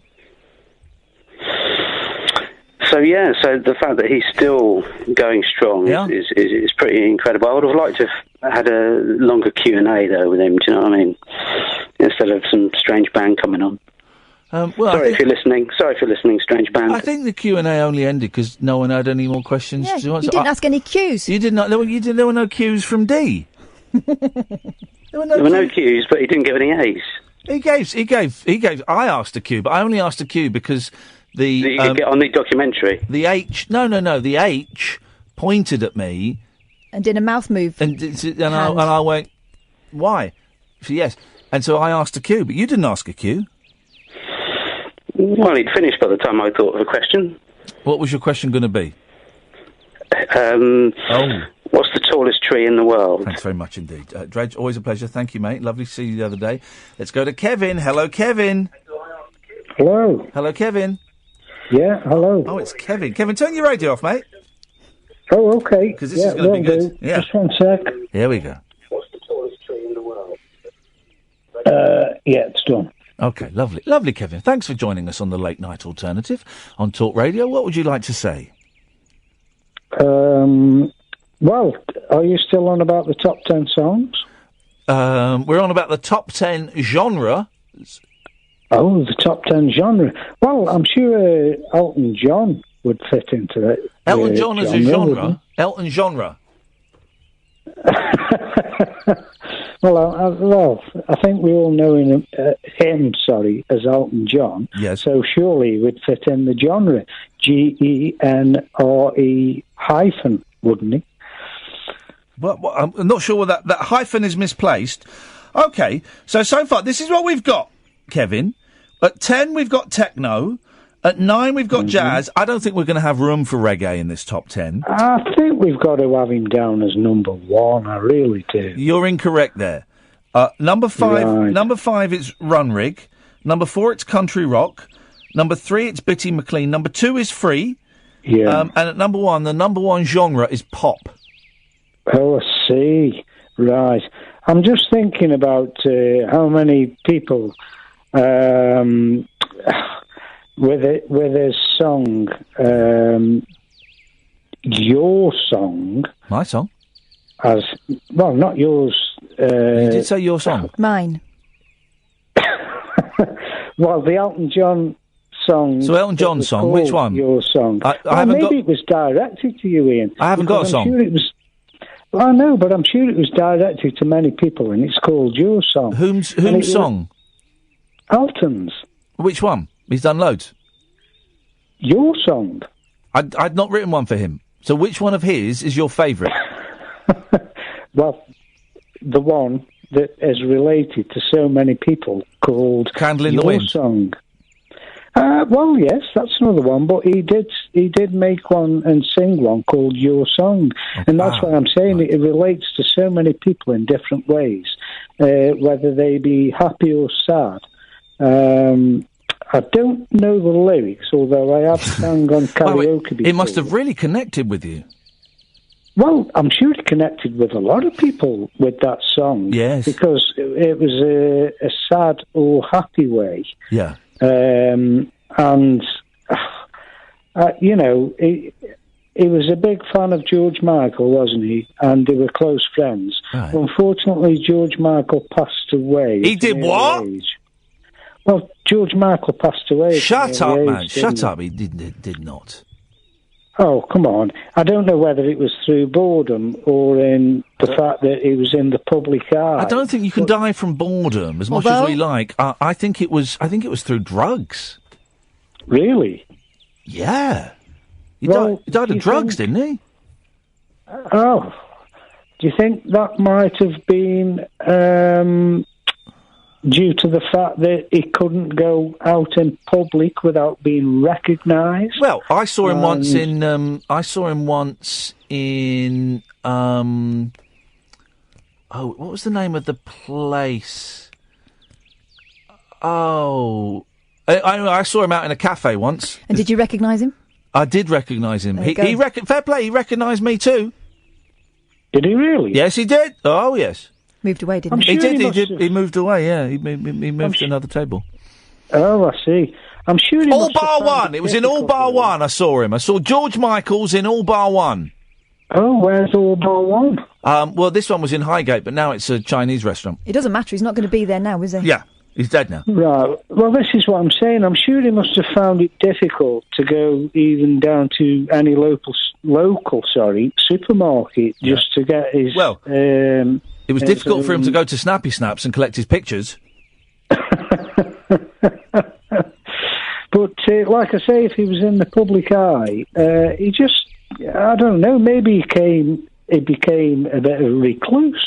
I think he did. And then turned to drugs. I think the George Michael story is a very sad story. And yeah, but he was a big friend of Elton John, wasn't he? Okay, is that a euphemism? But I never liked, I liked a little bit of Wham, but I thought his solo stuff, if I'm honest, I thought was lousy. But I can reflect on the sadness of a human's story. That song, Heal the Pain, is amazing. That's a good song. Ugh. But that's a good song. Yeah. But the rest of it was pony. I mean, I'm sure Elton John's song called Your Song. Right. Maybe not directed at you personally, but I'm sure many people can relate to the lyrics of Your Song. I relate more to the lyrics of the song Daniel, because that's my real name. Well, Daniel, I'm sure at certain points. Hang on a minute, life, you're talking about the lyrics, but he didn't write the lyrics. No, I didn't. Elton did. No, he didn't. Oh, didn't he not? No, Elton John didn't write the lyrics. Oh, I thought he did. No. Bernie Tarpaulin. Was it like a producer? It was Bernie Tarpaulin wrote the lyrics, and Reg Dwight wrote the piano licks, and then Elton John went and recorded it. So somebody's surname was Tarpaulin? Yeah, Bernie Tarpaulin. It's a little bit funny.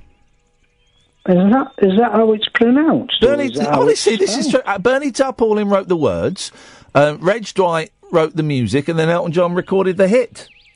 Tarpaulin, isn't that what you use on roofs? Well, I don't know what he's doing these. I don't know what he's doing these days. You got to earn a few quid. But yeah, no, that was. Honestly, this is the thing. What's Bernie Tarpaulin doing now? Collecting tiles, or possibly? Well, he sat on the roof and picked off the moss. There we go. Well, thanks for your call, Kevin. Okay, thank you. I've not got a clue what's going on either. 03444991000. This is Talk Radio. It's electric, it's eclectic, it's always rule-free. It's the late-night alternative with that man, Iain Lee. On Talk Radio. 03444991000. Good evening, Jerry. Hello, enjoy riding. I'm driving in a wheelchair. I got my electric wheelchair out. Driving up and down the corridors. Are you allowed to drive and talk to us at the same time? I don't know, it's private property, so we it's private property. One day, Jerry, when we come to you, you'll be ready to talk to us. I'm ready. I can talk. Go on then. What you got for us? I have some new regime tablets tomorrow. New regime tablets tomorrow, so she'll be back to good old self tomorrow. Uh-oh. Yep.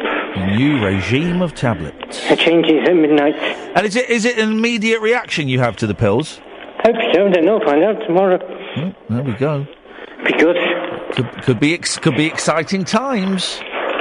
Could be. I'm just trying to get my wheelchair's been confiscated tomorrow. My electric one. Why is that? And a bit of an hooligan. Crashed in the door. Oh, well. Got stuck in the garden. Across the road. Had to take me out. You tried to escape? No. I was crashed in a pond. Some goldfish. What? Crashed in a pond with some goldfish. You went into the pond? Yes. In an electric wheelchair? It's almost. Got a bit of water on the wheels. You absolute idiot. Right. No. These things just... Alarms are going off. Bells are going off. You know what it is. How's your mum doing? Is she okay? Do you know, I've not spoken to her for ages. I've not seen her for ages. I've just not felt up to going round. I think she knows you're there. That's amazing. Say that again? She knows you're there. Sorry. I can't understand you, man. Hey, I'm better off today. I'll be right through. I'm sorry, I'll call you back tomorrow. All right, ta-ta. Bye. Take care. Ta-ta. Bye. Wasn't getting any of that. 0344 499 1000 is the telephone number if you want to give us a call. Don't forget, of course, podcasts of the show.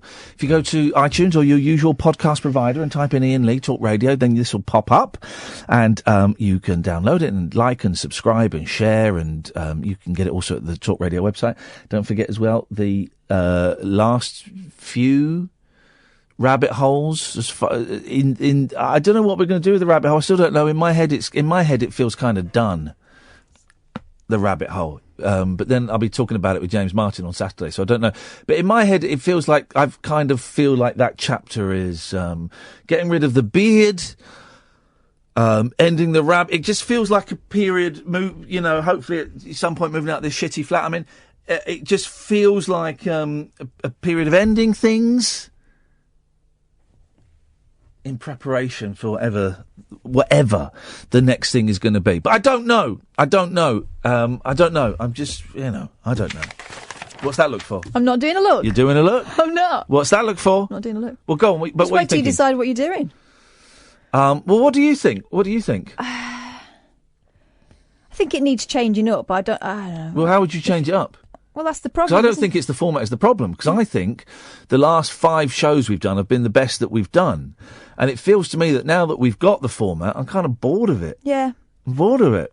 You know how I feel about it. Well, go and do it yourself. I don't want to do it. You couldn't call it the rabbit hole, though. You'd have to change it. I made it up. I mean. Well, no, you couldn't call it the rabbit hole because I've got 50% stake in it. So you'd have to call it something like the molehill or something. That's not actually a bad name. It's not a bad name for a branch out solo show, the molehill. I would go and see that. Good evening, Nick. Good evening, Iain. How you doing? I'm feeling like the show tonight. Yeah. The first hour was strong. It feels this hour that the vibe isn't there. The vibe isn't there, and what? I need to do something. I need to do something. I need to make it a little bit more exciting because it feels a little bit safe at the moment. So that's where I am at this precise moment in time, Nick. All right, mate. Yeah, no worries. I think you're doing all right. I think it's a good show. It's a good show last night. Yeah, well, exactly. Last night was a blinding show, and tonight's show's all right. I'm not saying it's a stinker. I'm not going to go back home and cut myself, but the first hour felt great. The second hour just feels a little bit. I'm waiting for inspiration to hit me. Yeah, you've got a lot going on, eh? You do some different things. You've got a varied life, liquid all sorts. Do you know what? Here's the thing. Here's the thing about licorice all sorts. They are the licorice, and I know licorice is different from licorice all sorts. A proper licorice, but licorice all sorts, the most disgusting sweets of all. Those horrible big round bright blue ones with knobbly bits on. Oh yeah, and the pink ones. Oh, jeez. Why would and the square ones? Just disgusting.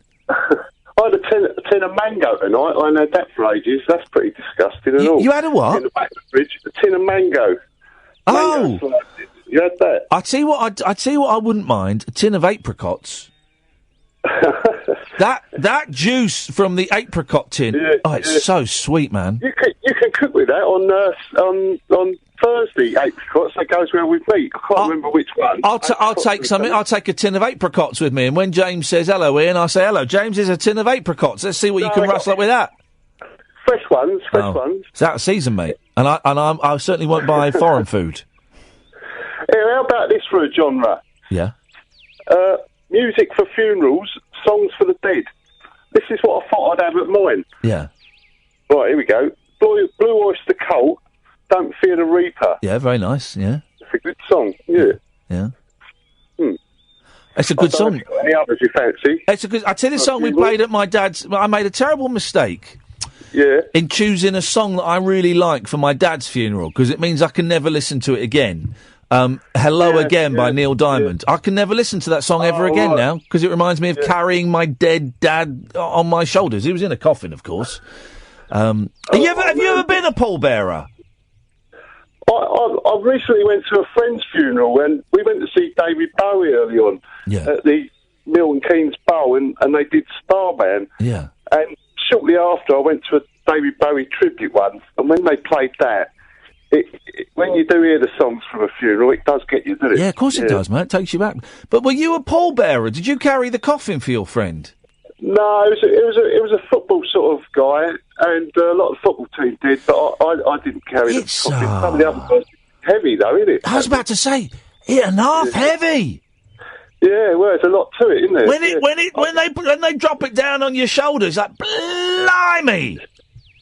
I didn't realise. I suppose it makes sense. You said last night that handles they take off. Yeah, the Vandals took all the handles. They take the handles off because that's where the money is. Yeah. Well, that's why I'm going to get buried. What, in the handles? Right. It's just a jar of wood, isn't it? Is there any room to get buried anymore? Yeah, there's plenty of room. Oh, in that case, fine. They got double-decker ones now, haven't they? Yeah, they have. My dad's ashes, is the word interred? Interred, yes. They're interred in a graveyard in Fife, which is sort of Scotland. Yeah, sort of near Edinburgh, right? And his... Is that where you're from then? That's where my dad. That's where sort of my dad's family's from. Yeah. So he's interred in there, and I can't. Some of my other relatives are in there, like some of the Scottish ones, and my granddad is in there. And I think I've got this the right way round. It was either my nan or my granddad, right? The council said, "Oh no, you can't put their ashes in there because it's full." Right?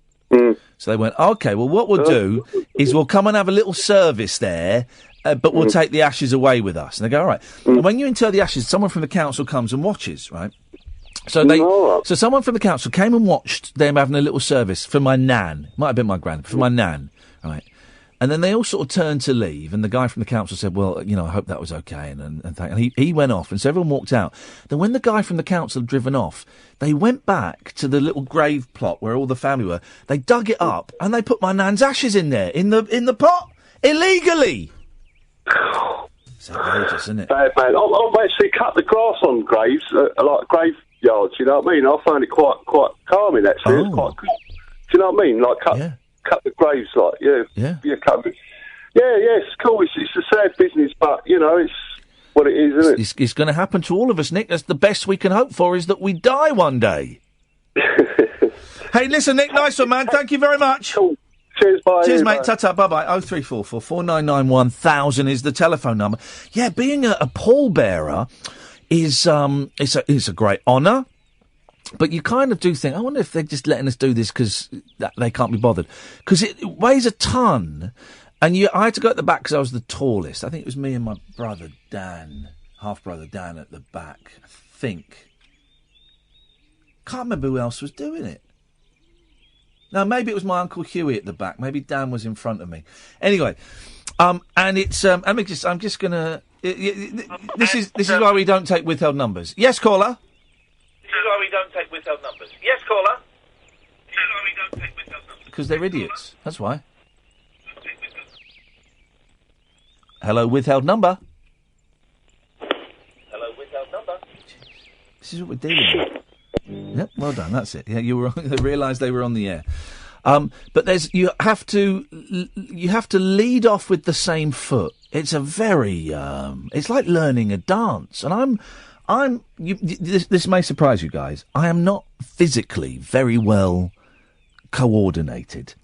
And I was terrified I was going to get it wrong. But You just reminded me I've got to read a poem next week. Oh, blimey. Do you know what the poem's going to be? Yes.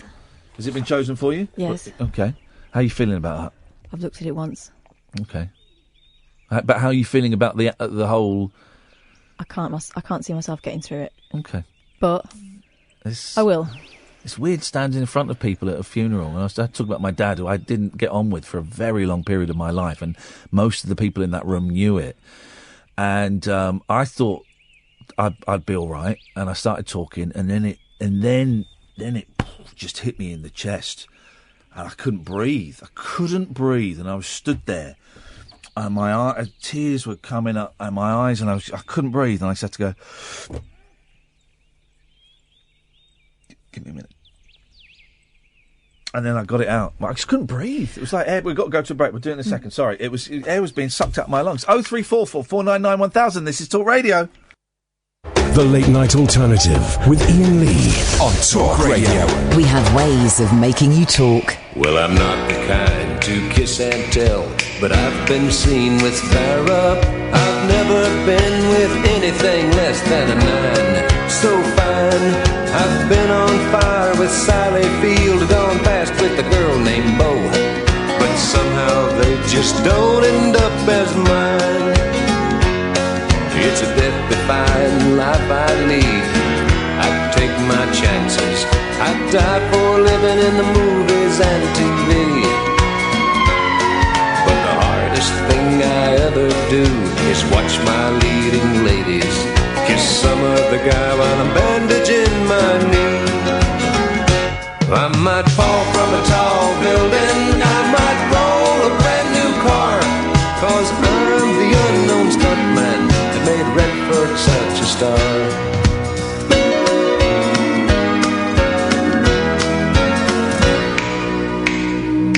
I've never spent much time in school, but I taught ladies plenty. It's true, I hire my body out for pay. Hey, hey, I've gotten burned over Cheryl Teague's, blown up for Raquel Welch. But when I wind up in the hay, it's only hay. Hey, hey, I might jump an open drawbridge or Tarzan from a vine, 'cause I'm the unknown stuntman that makes Eastwood look so fine. Here we go. So,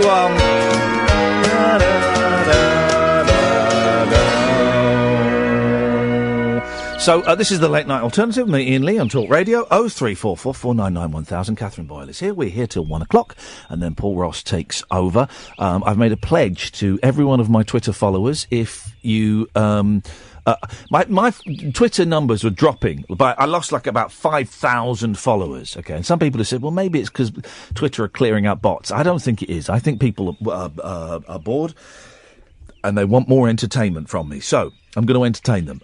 If you follow me on Twitter at Iain Lee, I'll give you £50. And if you are someone that's already been following me and you didn't unfollow me, I'll give you £100. Okay. And what about if I'm the latter and you follow me back? No, I'm not. No.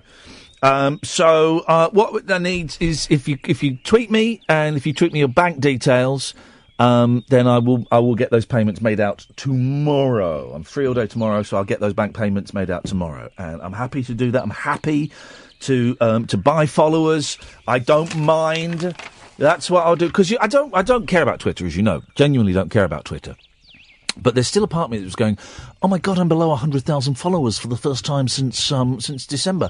And it's funny, isn't it, how a lot of our lives now, everything's about numbers. Everything is about getting high numbers. Now, before, numbers only meant, let's think, the pop charts, and if a race or something, you come second or third or whatever, that's it. But now everything is ranked. The number of followers, the number of likes, the number of retweets, the number of comments on Facebook. It's all everything is designed to give us little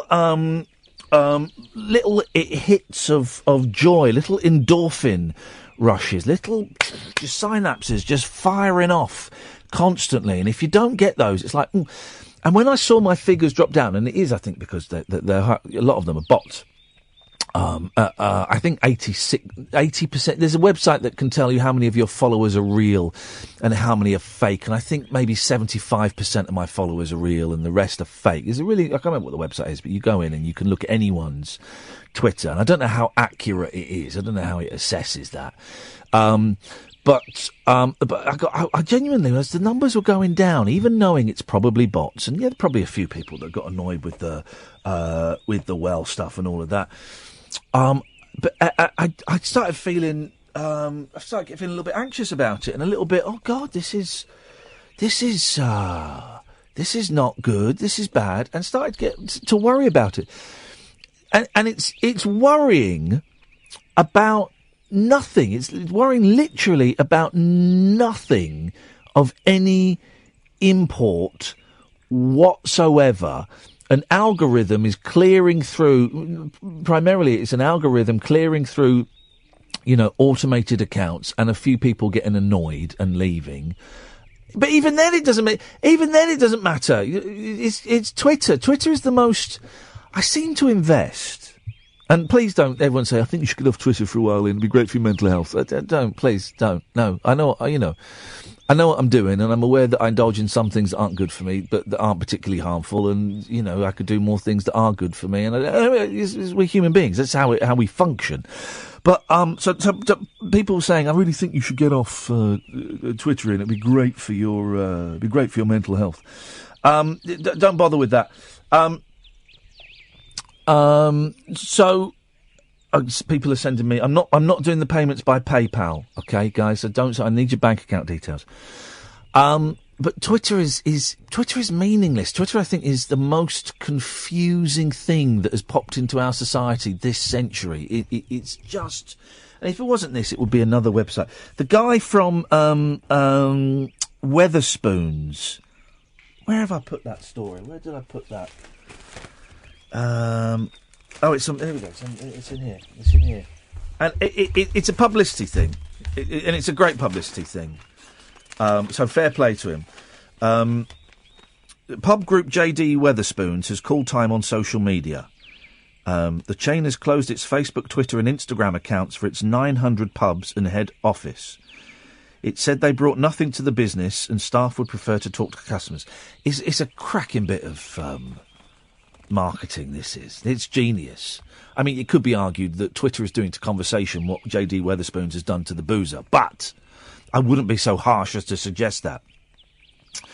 Boss Tim Martin said he was also concerned about trolling of MPs, the misuse of personal data, and the addictive nature of social media. And Communications Chief Eddie Gershon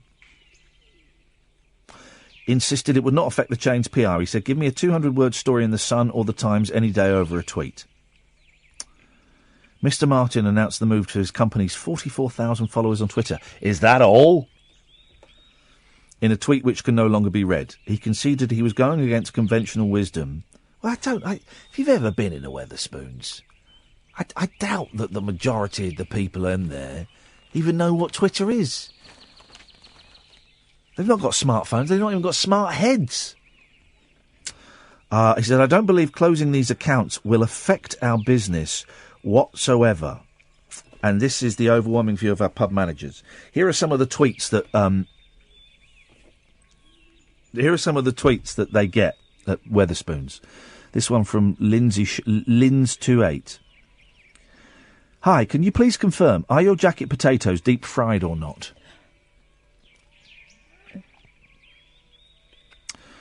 Rin Wilson. So, I'm currently in the John Fairweather and have just realised you've taken the haggis bites off the menu. Why is this? He's in the boozer. He's in the pub himself. Although I have done that thing sometimes when I'm in a shop, but I don't want to talk to someone because I'm socially anxious, and I phone up the shop and say, I just wonder if you sell such and such. Deb the Blue.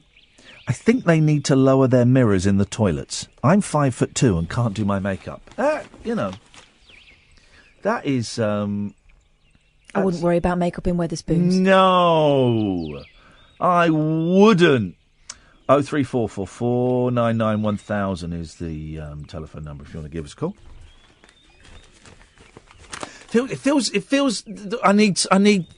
I need something. I need some sort of. I need some sort of push. I need something to kick this show up the arse for the last 50 minutes. And I don't know what it is. I don't want to do straight to air because we did that yesterday. I don't want to do the Periscope Love Bomb because we did that yesterday and that was fun. And I don't necessarily want to do it again. I mean, I'm not worried about filling for the next 50 minutes. I've got there's some lovely little stories in the paper, so I can do that. But before I fall back on that, I wonder if there's anything else that we can do. I'm wondering. I don't think there is. Got any suggestions? Do we? No, because I don't really think you want a thing. I want a thing? No. I want a thing? No, you don't. What do you mean by a thing? When I make suggestions, you always say, why have you suggested something rubbish? No. The stuff outside you were suggesting didn't tally in with... Then I clarified why it didn't tally in. So I want a thing... but no, the stuff you were suggesting would limit the number of callers, and I wanted to blow this. Mm-hmm. I wanted to blow this thing wide open, guys.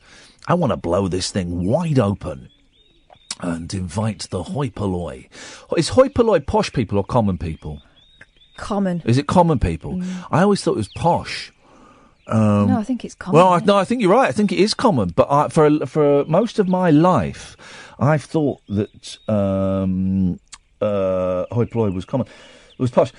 And I tell you why it is. I want to do the best show, right? The best show that we can do. I want to do the best show that we can do. And I can do the next 45 minutes. I can coast it, and it'll be a decent show. I can do that. We got that. That's in the bank. I've got a 45-minute coaster brewing. Ready to go. I can deliver that. That is easy. But I don't want to coast. I think the people listening, this is such a privileged position that we're in. And the people that have made a choice to listen to us at this time of night deserve better than this. They deserve better than that as well. So I don't want to give them a coasting show. I don't want to give them a decent show. I want to give them like an orgasmic show where at the end of it they're kind of they spark up a cigarette, and they might not have smoked for 20 years, but they've got that stash, they've got that packet of Silk Cut in the bottom drawer of the bedside cabinet just in case. That's what I want to deliver. That's what I want to deliver, Catherine. And if I don't deliver that tonight, someone's texted, "Can you phone Clint Eastwood?" What is his number? Google Clint Eastwood's number, just in case it's online. He might have put it on there. Google Facebook, right? Google Clint Eastwood. He sounds like a Facebook type. Google Clint Eastwood. Let's get Clint Eastwood's agent on the show. And you know what? You never know, guys. You never bloody well know. We might be lucky enough to get Clint Eastwood on the show. 0344 499 1000. This is Talk Radio. Experience the unconventional. Evening, boss. The unpredictable. What's happening? And the completely unorthodox. Exactly. With rule-free Iain Lee. The Late Night Alternative with Iain Lee. I've got no internet for the last 4 days. On Talk Radio.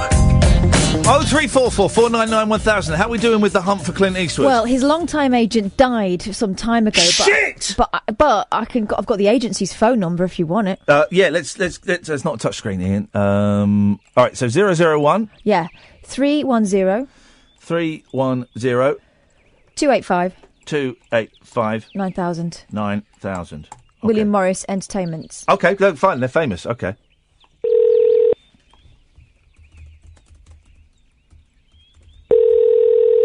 WME. Oh. Sorry? Hi, sorry, WME. That's okay. Hey, listen, this is Iain Lee calling from Talk Radio in the UK. We're trying to get hold of Clint Eastwood. Clint Eastwood? Yeah. Would you have a contact number for him, or is he in the building? He's actually not a client of ours. Oh no, you're joking. Not joking. Who is the most famous client of yours that we could speak to now, please? What is this regarding? Well, we're on Talk Radio in the UK, and we'd just like to talk to. Here's the thing. Yeah, we don't have personal numbers. This is a booking agency, so we only handle bookings for our clients. Yeah, this is the wrong number. Oh man, what would be the number to call? There would be no number. No number? No. I'll tell you why. The show is just a bit flat tonight, and I kind of need some va-va-voom, if you catch me drizzle. Yeah, sorry. I'm just an operator, so I can't connect you to anyone, and nor would anyone have a number to give you. It's just agents here. Who's the most famous person you've met? Go on. I don't know. Go on. Have you ever met a Beatle? No, that'd be cool, though. That would be cool. I've met Ringo Starr. That's cool. Yeah, it's not a McCartney or a Harrison, but I was impressed. You were? That's awesome. When you met him, Ringo Starr. Yeah, I got to interview him. He was lovely. He wouldn't sign my copy of the White Album, though. Oh, no. Oh, well. He wouldn't? Yeah. So do you get famous people just coming in and out of the office? Do you see them a lot? Sometimes. Is there anyone famous in reception now? No, there isn't. Oh, man. Oh, well, listen, thanks very much.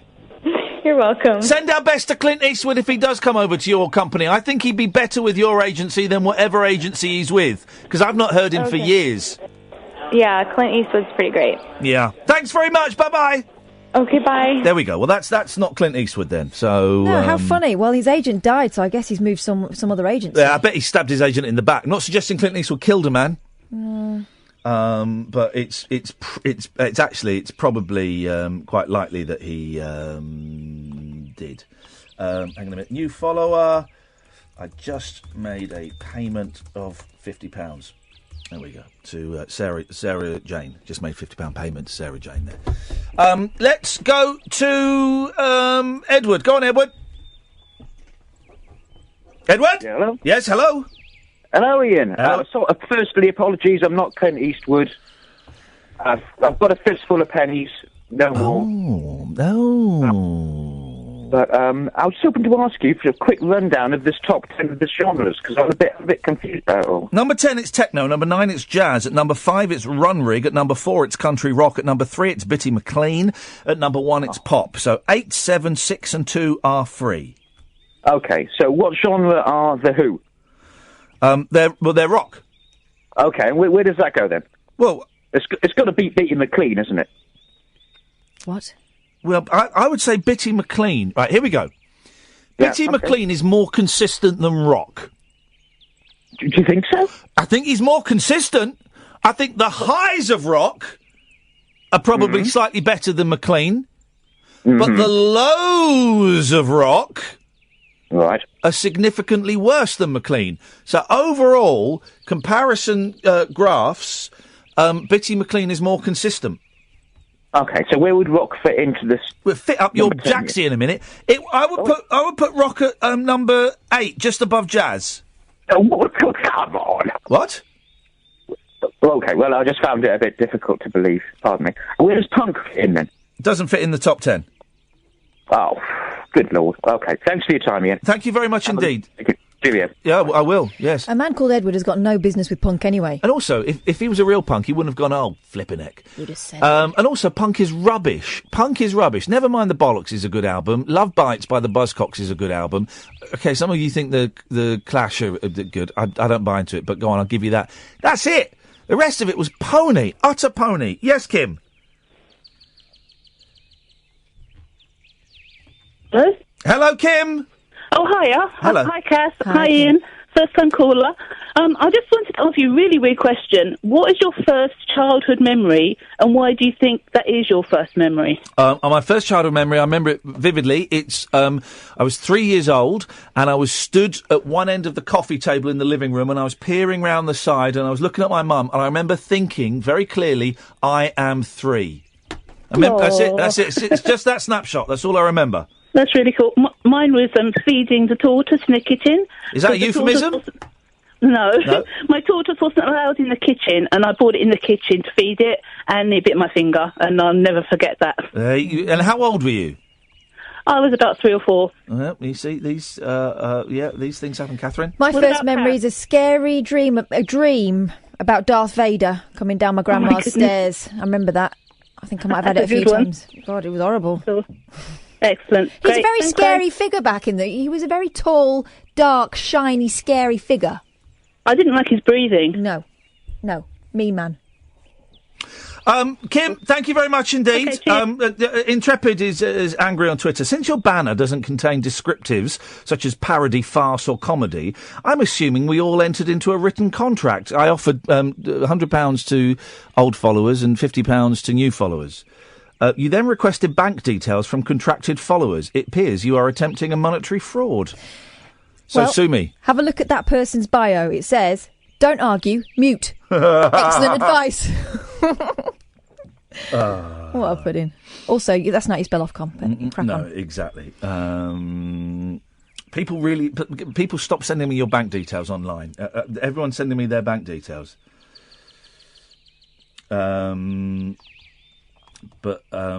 Yeah, can we... okay, right. Yes, Hannah? Evening, Ross. Yep. Hello, Cass. Hello.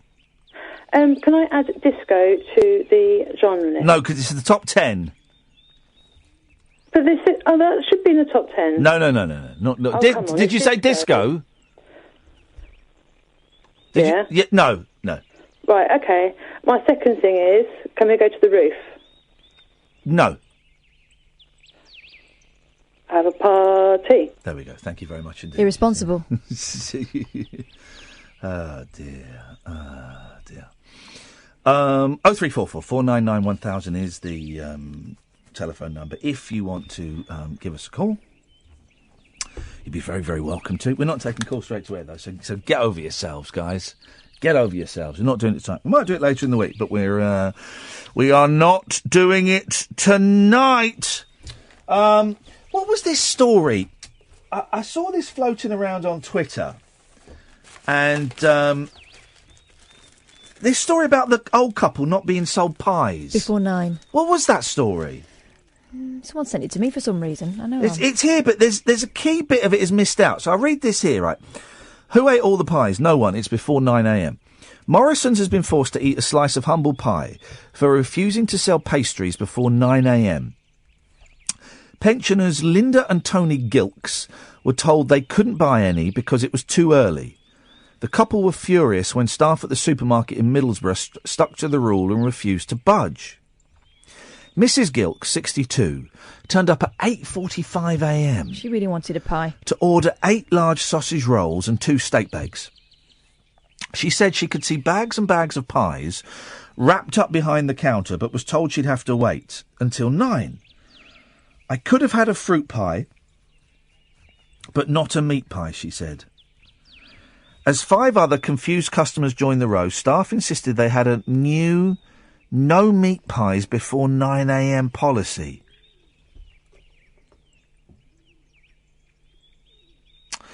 If they hadn't been cooked, that would have made sense, said Mrs. Gilks. But the fact that they were baked, well, it's ridiculous.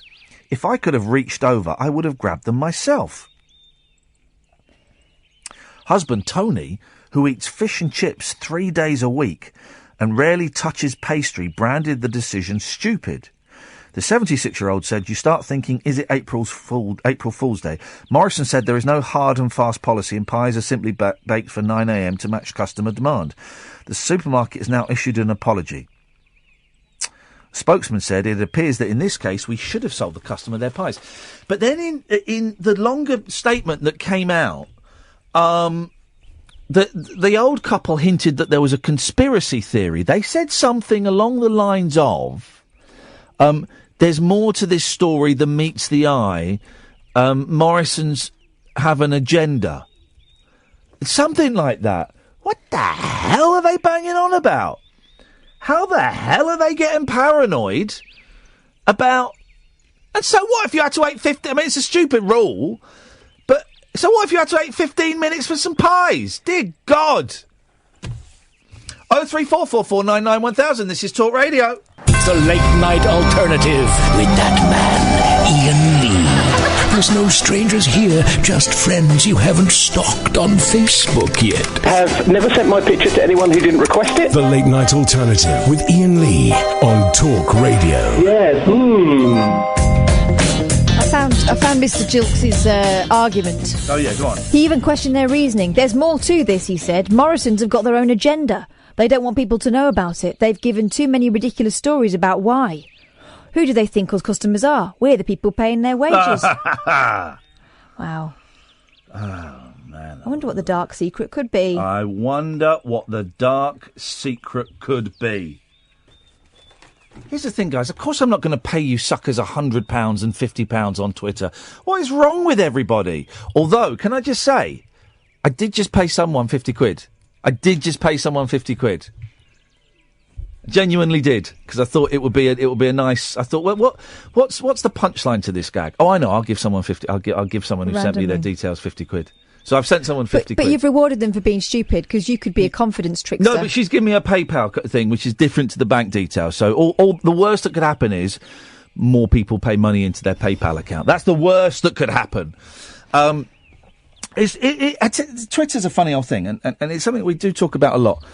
And the fact that I tweeted what was obviously a joke. I mean, this is obviously a joke. Let me. No, but people are very literal on Twitter, aren't they? Let me read exactly what I tweeted. Right, and it's my pinned tweet. Losing followers on here at a rate of knots. So I promise to give every new follower £50 cash. All current followers will get £100. Please retweet. 616 retweets, 749 likes, 163 comments. I'm not legally blind. I'm not actually legally obliged. No. Do you think everything on Twitter's true? So some people have got quite angry with it, saying clickbait. It's clickbait. This is just clickbait. Only if you click on it, mate. Some people have got the obvious gag. Some people have bought into it and said, well, that'd be great, actually, but if you could send my money to an autism charity, or if you could send my money to a homeless charity or a mental health charity. And then I've said, and I've deleted it now because I don't, you know, I get no pleasure from showing people to be, what's the phrase they used in the Daily Mail Australia about reality TV stars? Yes. You know, I get no pleasure from highlighting that. And I don't want anyone to kind of get into it. But I did tweet, like, if you send me your bank details, post your bank details as a reply to this tweet, I'll get it sent over tomorrow. And loads of people did. Now, with a bank account and a sort code, you can't do too much damage with that. No. You can't. You need the three numbers on the back of the card. You need a maiden name. You need an address. You need that. People could pay into it. Is they pay into them? Yeah. But it really does strike me as odd as to how trusting we are of celebrities. You know, because people see me as some people. This isn't me being arrogant. This is me kind of, you know, trying to get a grip as to what my position is in the world of show. That some people trust people they've seen on television. Let's say people they've seen on television. People trust them because they've, you know, invited them into their homes on a daily basis or on a weekly basis. So they believe that.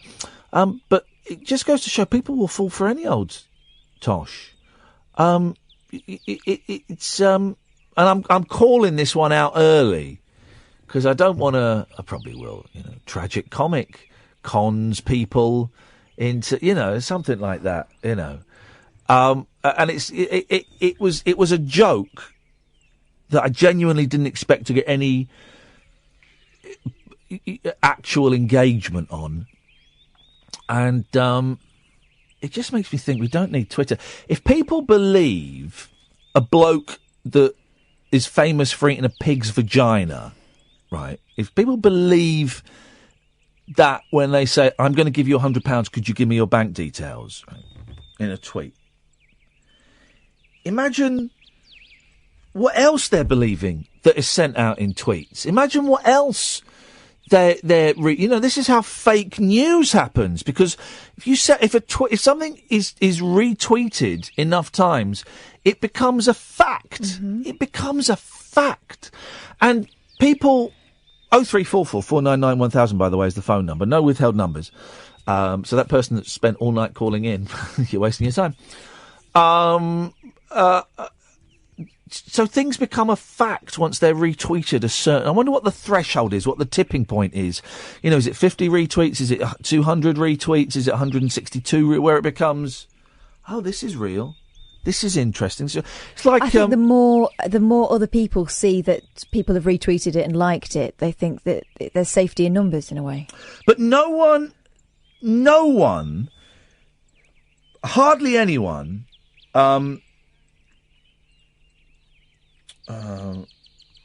there she goes. She got her money. There we go. She got her money. Good. Well, there we go. Well done. See, now I feel nice because someone did get 50 quid. James is complaining he only got $75. There you go. Well, anyway. So no one researches anything anymore. Okay. Hardly anyone went into the. I don't want to go on about it. When I fell down the well. And I don't want to go back because it's horrific. But no one really researched into why I was in that area and why I was near the well.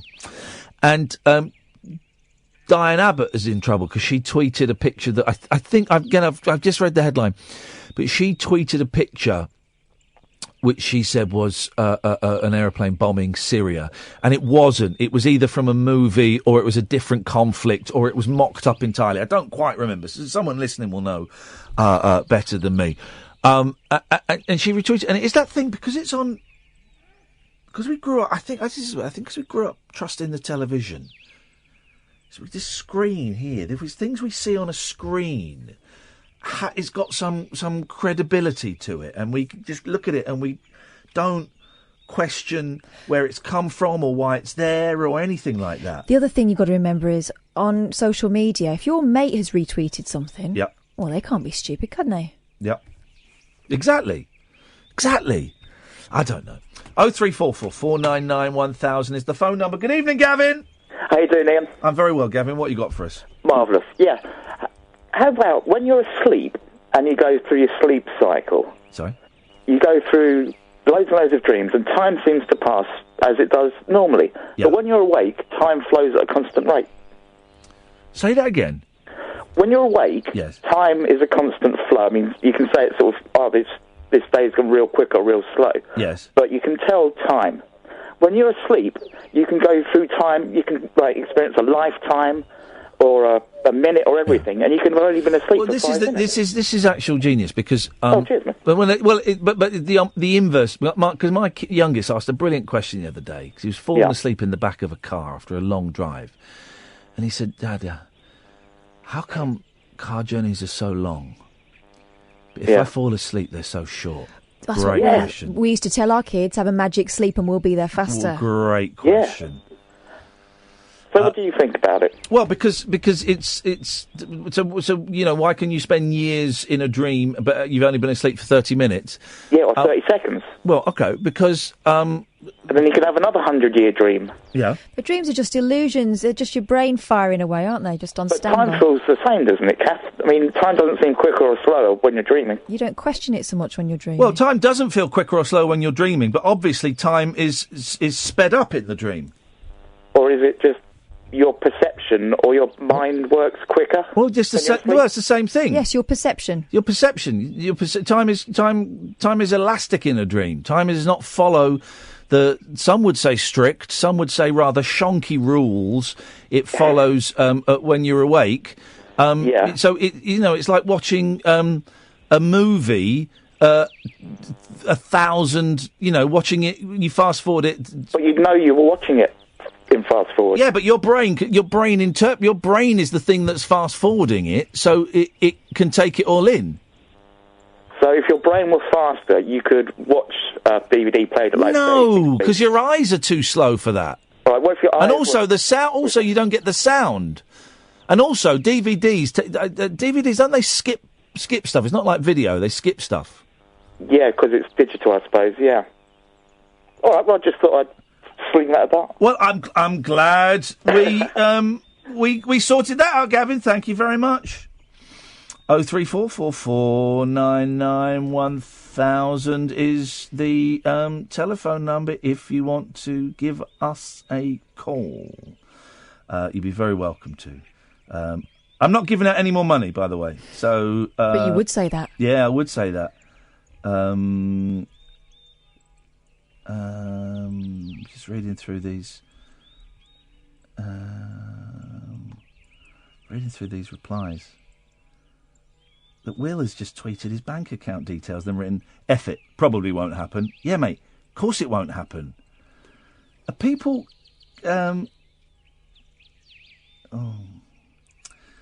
People are sending me, quite sad stories. Yes, but why might they be true? It's a funny old world, isn't it? It is. It's a funny old world.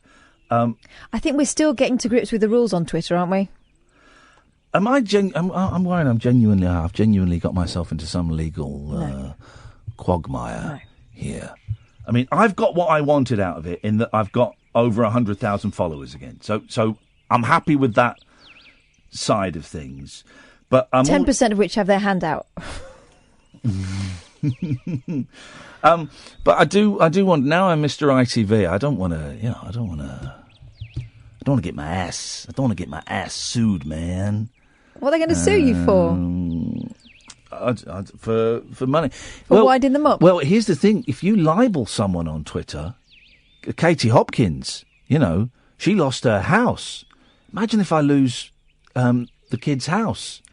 Imagine if I get sued and the kids get kicked out of their house. They're not going to see you. No, of course they're not. They can't afford it for a start. No. After your 50 quid. Exactly. Anyway, it was obviously, of course it was a joke. Jeez, man. I mean, the number of young women on Twitter who are posing as something that they're not, do you think they should be sued? Oh, yeah, nice. 03444991000. Last 15 minutes of the show. This is the Late Night Alternative on Talk Radio. Set free your mind. Let your fancy take flight. Conversation gets curiouser by the glow of moonlight. The Late Night Alternative with Iain Lee on Talk Radio. 03444991000 is the telephone number if you want to give us a call. You'd be very, very welcome to. Yeah, we're here till 1 o'clock, and then Paul Ross takes over, who's here till 5, and James Max takes over. That's just the way it works, guys. You've got to live with it. You've got to deal with it. Amazon in kids' gear Coke storm. Amazon has sparked fury for selling children's clothing with the slogan "Enjoy cocaine" on the front. What? It's just a bit of fun. It's just a little bit of fun. One offensive £9.99 top is modelled by a toddler sticking his tongue out like someone off their mash on gack. They're those standard pictures, aren't they, where they superimpose a different slogan on each shirt, right? No, these kids are actual cokeheads. Yeah. The same design is also on bibs at £8.99, pictured being worn by an unsuspecting baby. Oh, that baby knew what he was doing. If he's spending £8.99 on a bib, he must be off his nut. Their logo parodies Coke's iconic Enjoy Coca-Cola branding. It's printed in the same type as the famous advert, but instead of the solid, wavy line underneath the text, there is a powdery line. The items were spotted by bumlick Stephanie Smith. The Goody Two-Shoes blasted Amazon on its Facebook page. She wrote, "What the actual hell is this? WTF!" Don't swear in front of the kids. She posted a picture of a black Enjoy Cocaine organic baby T-shirt, 12 to 18 months. One user replied, "I'm shocked. Have you emailed them a complaint?" "No, I'm just shouting on Facebook!" Look, see if they're still on Amazon.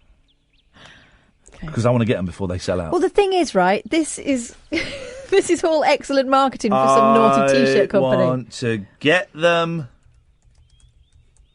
before... Oh, God, do you know what? This is going to go tits up for me, this thing. People are going to turn on me. Listen to this. So the woman who I did give £50 to, right, someone's replied, "Wow, I hope this is true. I'm very happy for you. Such a generous thing. I wasn't going to bother, but have Bambino arriving in 10 weeks. So posted PayPal link as a just in case, has followed Iain for a good while now and spent a fortune supporting him in the jungle." Now, this is going to go... Yeah, but this is like Uber entitlement. I'm so glad that the person I did it, that person, which is great.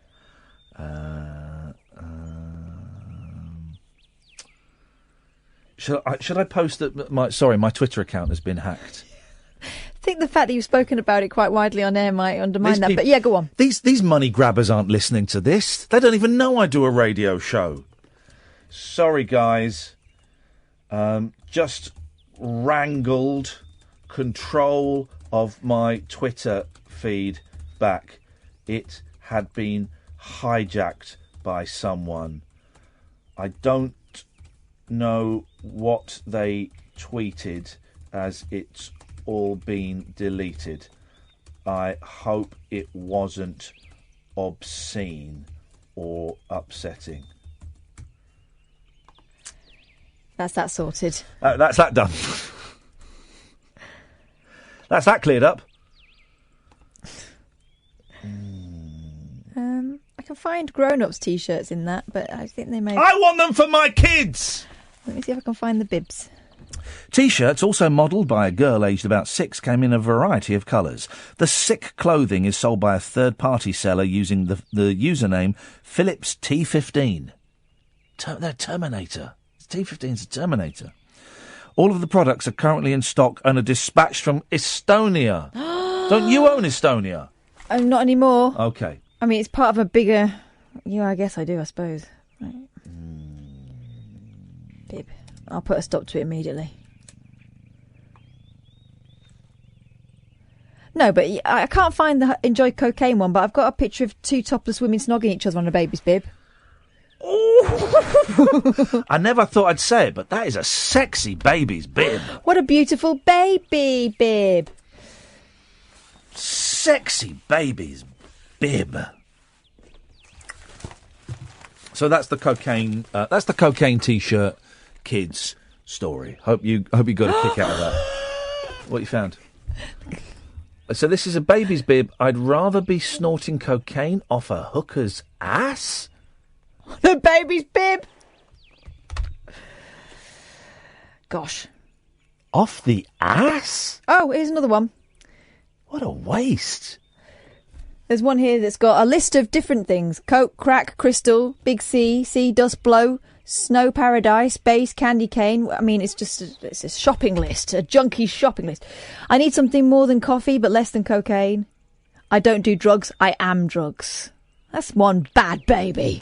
What's a naughty baby? The naughty step wouldn't be any help, because you could, if there's no carpet on there, as there generally isn't these days, you could rack up a healthy line there. Gosh. Oh, man. Oh, naughty baby. Be up all night with that. Yeah.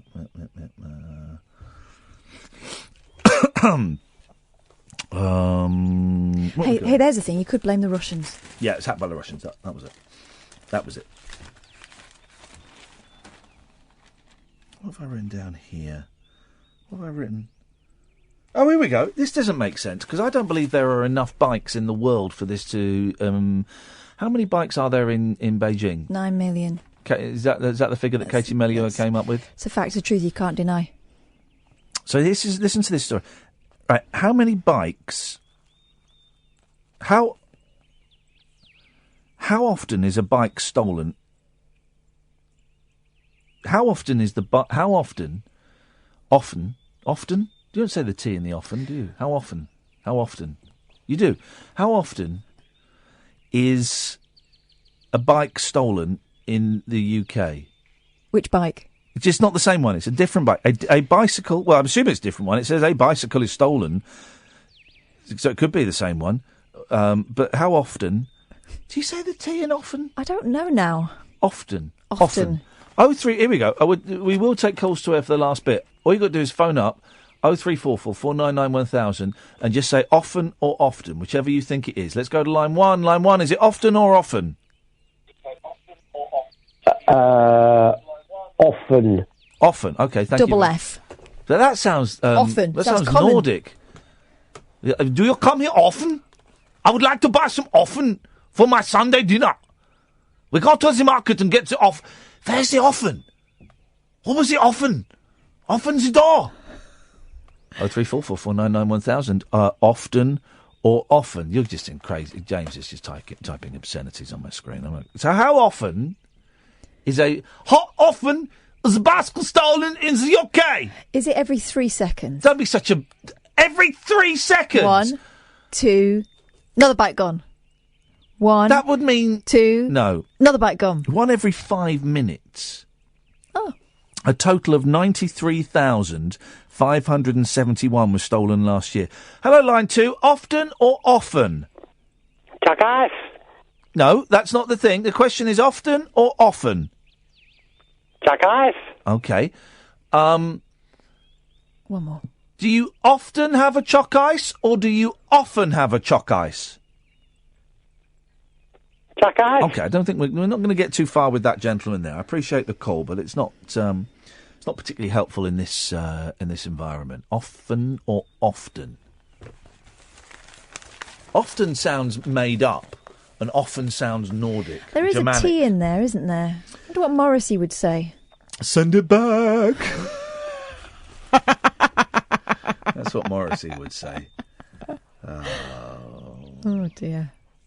Either one. Let's try line 3. Line 3. Often or often? Often. One more time. Often. Okay, thank you. That's a He's clear only vote. one of those pronunciation guides. That was a clear vote for often. Are we keeping a tally of this?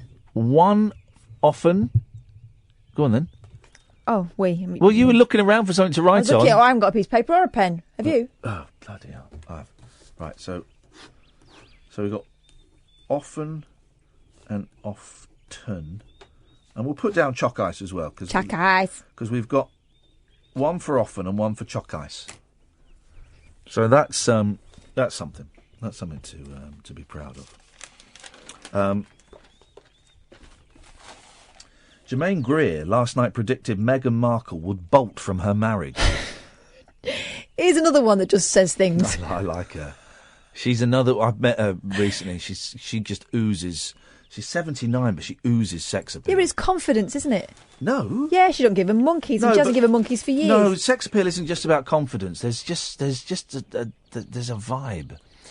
Line 5. Is it often or often? It's always often with a T. I've never heard anyone say often before. What about the person who just called in? They said often quite convincingly. And you just said often. I didn't hear. I was on there. I couldn't hear that. Right. Can you hear this? You're gone. So it's 1 often. I prefer the offens. I don't like the often then. 1 often and 1 choc ice. Let's try this one. Let's go to line 4. Line 4, often or often? Hi, Ian. It's often. Or often. I don't know. Oh, wait. You know who this is? Who is this? This is Jerry. Jerry!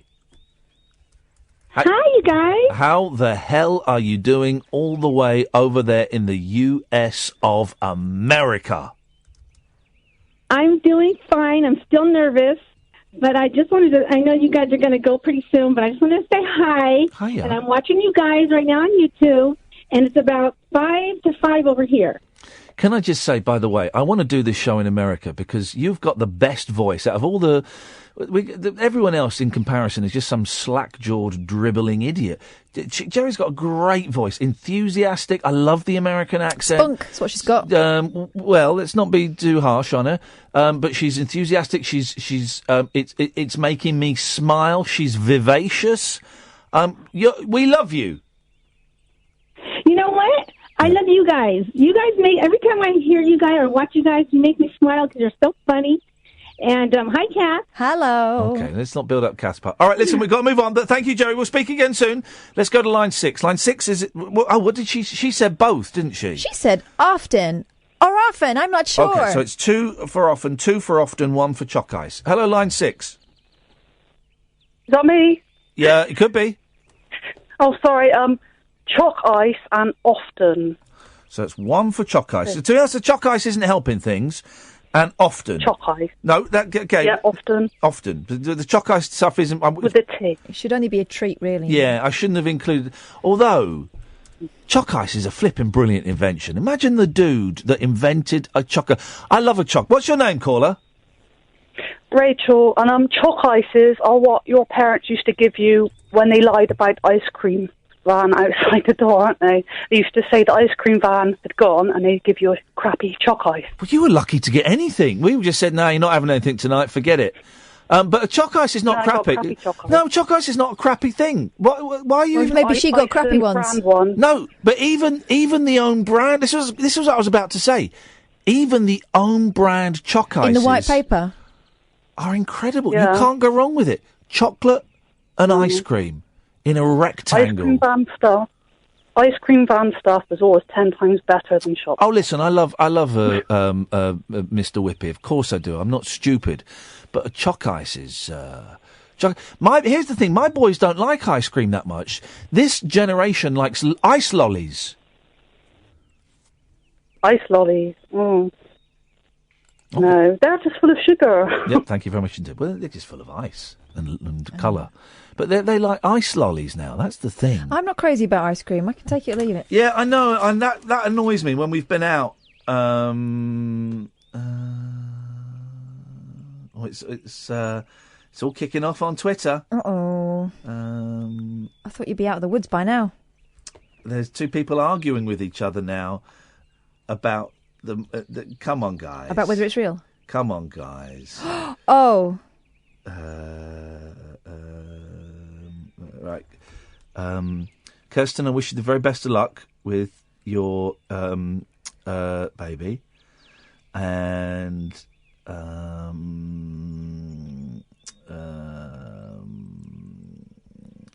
gosh. And Katie, come on now, Katie, come on now. Let's just calm down. Let's just calm down. Let's all be. So calm down. Let's just chill out. This is what we're going to do. groovy. This is what we're going to do. Listen, we're going to chill. It's getting a little bit tense, guys. It's getting a little bit tense. Okay. So what we're going to do is we're just going to sit here and listen to the country vibes for the last minute and a half.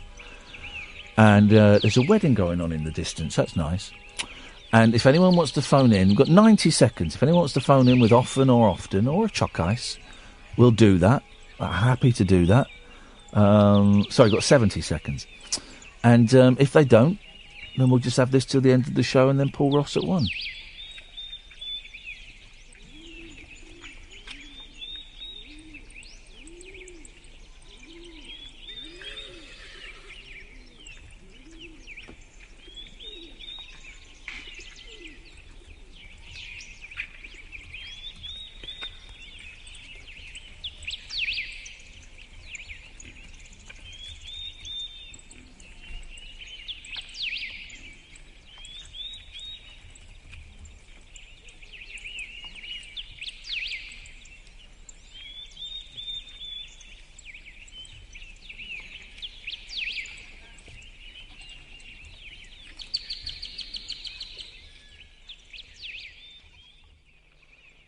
Yes, caller. Merry Christmas. Okay, that doesn't. That wasn't. It's off topic.